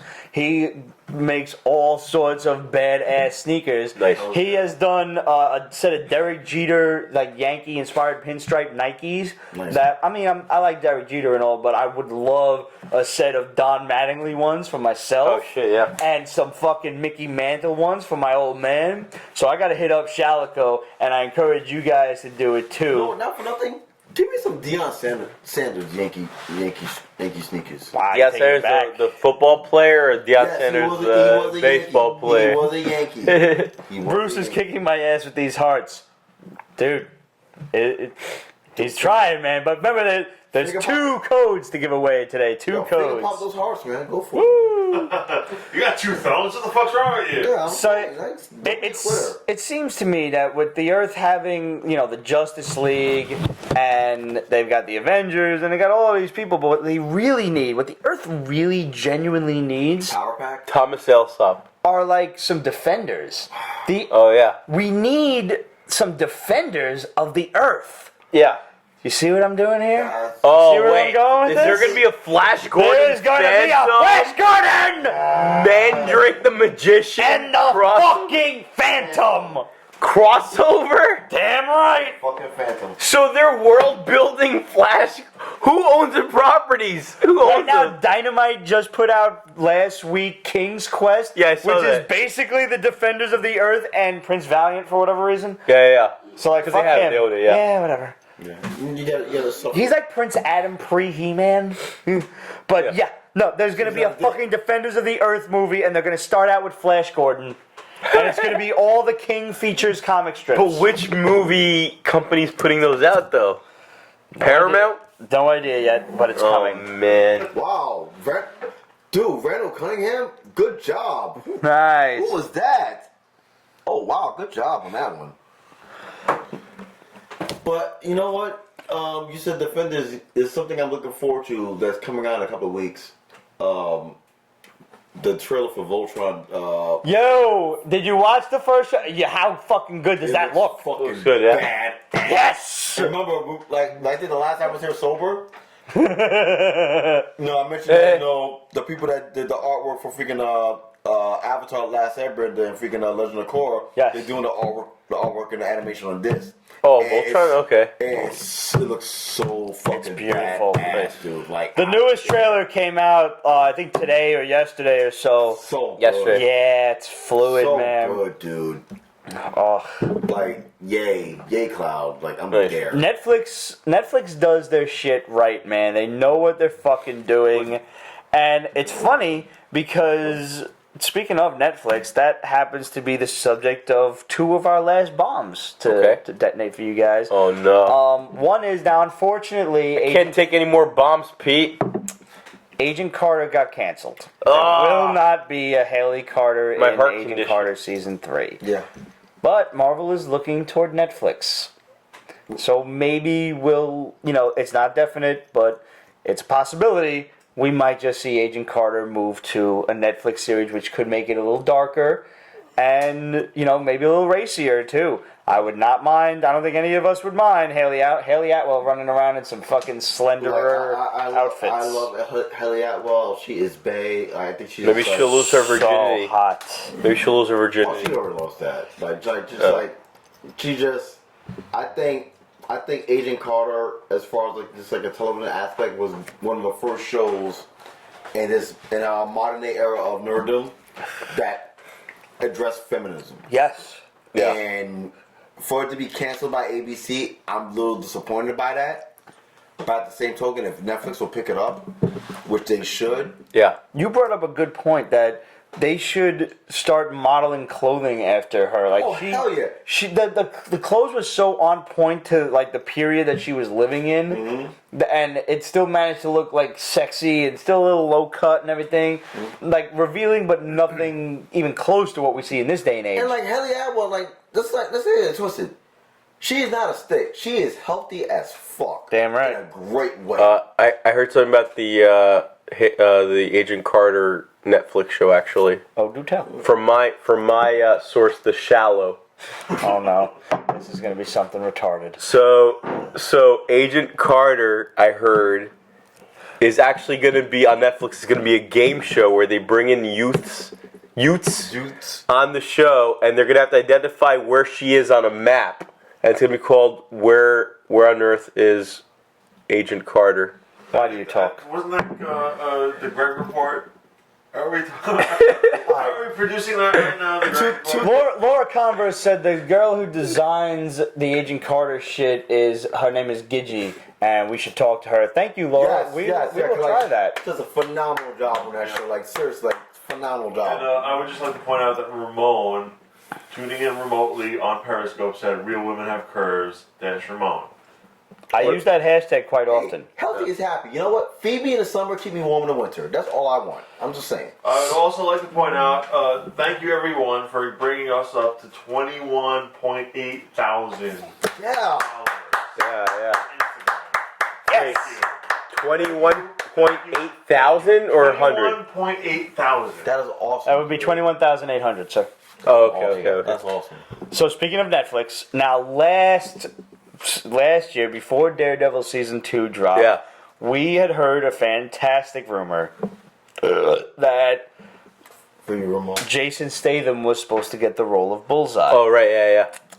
Turns out, the guy running Marvel's and Netflix's, coordinating thingy there was Ike the Spike Perlmutter. He was a douchebag. Mm-hmm. And now he's out. Gone. Fired. Oh, wow. Fuck you. Kevin Feige is basically in charge. Yeah. So the problem was they couldn't pay Jason Statham his fee.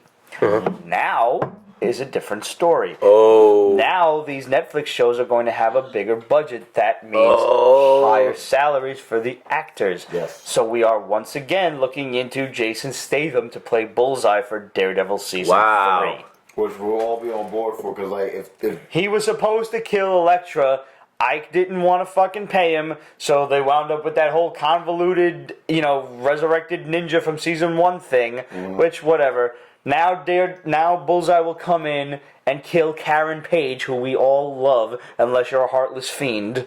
Like, honestly, by now, if you're not totally in love with Karen, I don't even know you. I mean, I had to think for her since freaking True Blood. So like, seriously, but like, she's so cute. All right. And she, apparently, not for nothing, she's a fucking, like, a saint of a human being. Yeah. Our boy Tommy Walker, who I do have you to thank for introducing us, her boyfriend is, like, slowly going blind, and he's doing, like, all of these charity things and, like, races and stuff, and she, like, helps out with all of that and everything. Like, she's literally an angel. Yeah.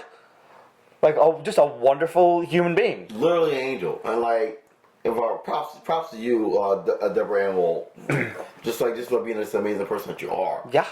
But, and if you're ever in New York, I don't go to the Turkey's Nest, which is the bar that they film there, but I would love to buy you a drink at our bar. Yes, seriously, I would. They film in the Turkey's Nest? They film in the Turkey's Nest. Oh, that's interesting. Yep. I won't say anything on the air. What I will say, though, is that... You just said on the air, so... No, I won't say what I'm thinking on the air. But what I will say is that whoever just asked if the hearts help us on Periscope, they're new to Periscope. Fuck yeah, the hearts help. Yeah, I said heart away, dude. Yeah, heart away. Yeah. I really don't know if they technically help us, but they totally help us.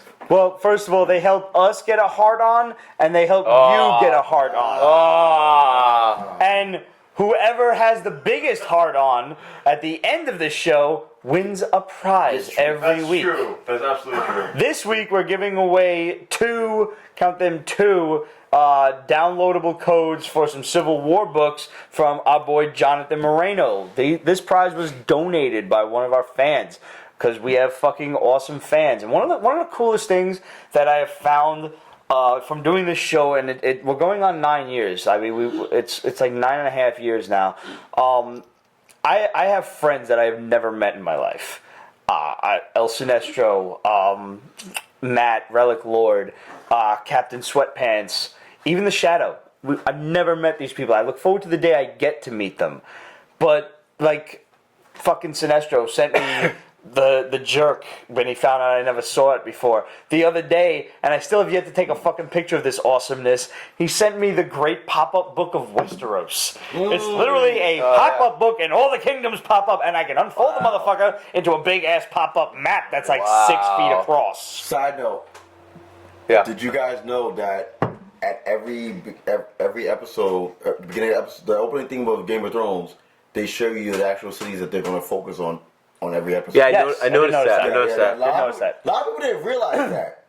So, like, literally, like, I remember, like, I'm with my roommates the other night, and I'm watching, and I'm like, okay, so they're going to show this, going to show this. Like, what are you talking about? Like, these are the cities they're going to show tonight. It's like, what do you mean? Like, this is what's going to be on the show tonight, so you know what to expect. It's like, oh my God, I never know. Like, yeah, I picked up on that last year. I didn't realize it until it happened, so... Carry on. So I did just, the beauty of making friends that you don't even know, and like, they send me shit, I send them shit. I have sent a few of you guys the birthday presents for no good fucking reason. Just shit. Just I couldn't get that comic because my store was sold out of it. I was like, you know what? I'll head over to Midtown and I'll see if they got it. Your store had a one per customer to 4 kids walk into a bank. Yeah. I probably walked into your store 4 times and bought 4 different issues. I noticed that. And I assure you that I only kept 1. I mailed 3 to 3 of our deserving fans. I remember that. I saw you on camera all 4 times, and I thought to myself, maybe I could just sell him the 4 copies, but I'm like, no, let me see Pete go back into the store repeatedly, and he did do it. So, sure enough. No, listen, man, I'm nothing if not a ninja. I'm not about to go try to walk up to the counter when you especially, like, you got a new girl there. Like, I'm not going to get her in trouble. Like, yo, just fucking, just bring up the 4 books. I'm going to get 1 at a damn time. You were 1 kid in the bank 4 times. Yep, Dude, I was. It says thanks. Anytime, brother. Any fucking time. I forgot the guy's name, but listen, he's now a new fan of the show. We say hello, welcome to the party. We're here pretty much every week. We salute you. Cheers. Make sure you have a beer in your hand. Welcome to the dark side. We have beer, we have whiskey, we have pizza. Yeah, There was no pizza. There were donuts. Not though. this There were week. donuts. Yeah. I know No pizza this week. I know I'm a little behind on the show, admittedly. I'm not up to season 6. But you remind me of like Rob Stark with your like poise and your determination. And I know I sincerely hope. that Do not just write like anything on Rob Periscope right Stark, now. you're Do not write sure anything enough gonna right meet now. your goal, Pete. Thank you. I Yeah. appreciate Jason that. Gopi said we have cookies. Tell them about the cookies. The cookies. Oh man, guys, you gotta check out 8-Bit fucking Bake Shop. Shop.8bitbakeshop.com. You can get so many delicious things. Delicious? Yes, yes. There is the Pete Box Level 1, which is just a whole bunch of like Pete me inspired stuff from like Legend of Zelda, and a little word balloon that says cock thistle, and some rupees and stuff, some cherries from like Mario 2 and shit. There's now She said. Sorry. there's now the Pete Box Level 2 that has all kinds of crazy things. I haven't even seen the contents of the Pete Box Level 2. Damn. But I assure you of one thing. I will stake my life on it, that it's delicious. Hanna, the proprietor of 8-Bit Bake Shop, you saw her on the show a few weeks back, and I'm dying to get her back here. Fuck, man, she can cook her ass off. Damn. I can't encourage you guys enough to go on there. Now, they are kind enough that when you order one of the Pete boxes, the proceeds go right to the Pete's Basement Patreon page. They did not have to do this. We didn't ask them for that. Wow. They just did it out of the kindness of their heart. So, if you're going to go and order one of the Pete's boxes, I also encourage you to look into all the other stuff that they have to order, because that goes to them. And she's got an adorable little girl to take care of as well. And they deserve your patronage just as much as, we, the Pete's Basement Show, do. And I'd like to think we do, after all this time. But if I can just recommend you one thing from 8-Bit Bake Shop, get the fucking Guinness brownies, man. Yeah. Oh my God. Like, I wanted to, you remember the episode of Family Guy when Peter wanted to leave his entire estate to the piece of pie? That's how I felt biting into this brownie. So all right. It is so good. It was like sex in my mouth. That's how, if you can imagine that. How you doing? Very good, sir. Wow. And if you have one of these brownies, you'll be doing just that good. Wow. I want you guys to have those brownies. It's a ringy endorsement, man. Dude, you have no idea how fucking good Wow. they are. They're the fudgy, wudgiest brownies you have ever had in your life. I could only afford to download the next episode of Game of Thrones, is called Red Wedding, or buy, because I'm downloading them on Amazon, or buy these brownies. What should I do between the two? Brownies! I started a 25-book pull list off his advice. Appreciate it. Let us know what you think of those books. I say, buy the brownies and download. Okay. Yeah. No, I can only afford to do one right now. I'm looking for the one that makes you feel good. I can give you illegal sites to watch freaking Game of Thrones for free. I mean, you can just come over and it's on fucking HBO on demand. Yeah. And then you can order the brownies. I got radar. I'll charge you half the brownies for use of my cable. Yeah? If you let Pete eat half the brownies, he will let you watch the game. Wow. So basically, Pete's saying if you become his bitch, Yeah. you have HBO Go. Okay. I just want to finish season 3. What I'm that's it. really trying to say is I'm easily bribed with food. Look at me. I'm not fucking starving. Oh, wow. And I know it's going down, but still, I mean, food is fucking awesome. Patreon, question, and how to contact us? Certainly, getting there, getting Alright, there. let's go. I'm thinking about you right now because we're almost at 3 hours. Don't care. Oh, damn. Just gonna throw in some graphics, let the whole episode run. Okay. I didn't realize it was at 3 hours. It's a great time.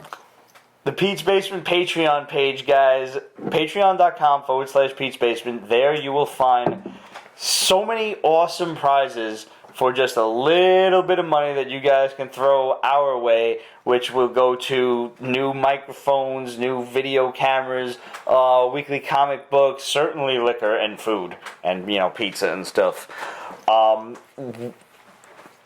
Just all sorts of things that kind of keep the show running and keep us from having to go into the poorhouse to do it. Because we really do enjoy what we do here. We really do enjoy talking to you guys every week. That's what's kept this show running. And we want to do more for you guys. So some of the things that we offer on Patreon are, we can have private fucking Google Hangout conversations, me, Ramon, and you guys for like 10, 20 minutes, half hours. I mean, we'll say like fucking 20 minutes and then it'll be like an hour and a half later, like, yo, man, I gotta fucking go. Because I don't know if you realize, but we can talk. We have a gift to give. We do. I mean, Roger will draw you a picture. I'll draw you a picture. Fuck, Dimitrios will draw you a picture. Yeah. Greg will draw you a picture if you want. Roger should draw a picture right now. And yeah, I know you have to watch it tomorrow. I know we're keeping you up to watch it. Yeah. Dude, you taped it. You'll be fine. You'll be fine. Watch the Legends of Today. Wow. You know what? That was actually great. Good. You really totally good. redeemed yourself. Oh my God, yeah, good job. Thank you. Good job. And on that note, guys, if there's anything else that you want to see from Patreon, by all means, hit us up and let us know. What do you want us to do for you? No, we won't do that.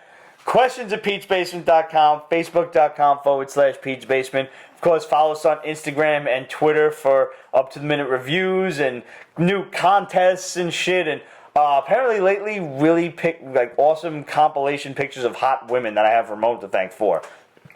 One last bomb from the shadow. Alan Ehrenreich may debut as Han Solo in Rogue One. We're not certain Wait, yet. who's that guy? I have no fucking idea. I don't even know if I said his name right. I have to look his ass up. His face is popping up on screen right now, though. Mm-hmm. Whoever he is. Looks like you or me or Greg. It's kind of dreamy. Well, no, this is the unedited version, but the edited version is what you're watching now, but soon now. Oh, what Not a now. What a handsome man. Later now. Right. Defend me now. Soon. It's kind of dreamy. What a handsome man, I guess. Thanks for tuning in, guys. It's been one fucking hell of an episode. We'll see you next week. Cheers. Don't forget to send those toes to Ramon. Yes. Check me out, Wizard World Philly. Ramon at peachbasement.com. Yes, we want your toes. Yeah, no dick pics, toe pics, all toe pics. Tit pics, toe pics. Tit pics, toe pics is all good. All dirty is good. Wizard World Philly, millennials. Tits and toes, tits and toes. I'm stopping the broadcast. Pete's Basement is copyright 2015, Ripped Productions and Pete's Basement LLC. All rights reserved, so go fuck yourself.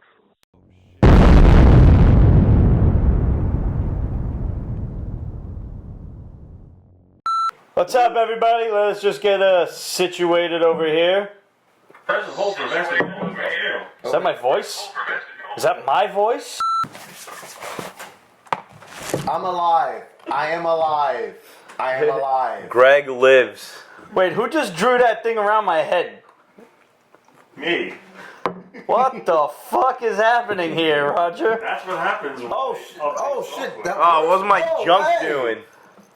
Yo, Holmes, Pete, the shirt is awesome.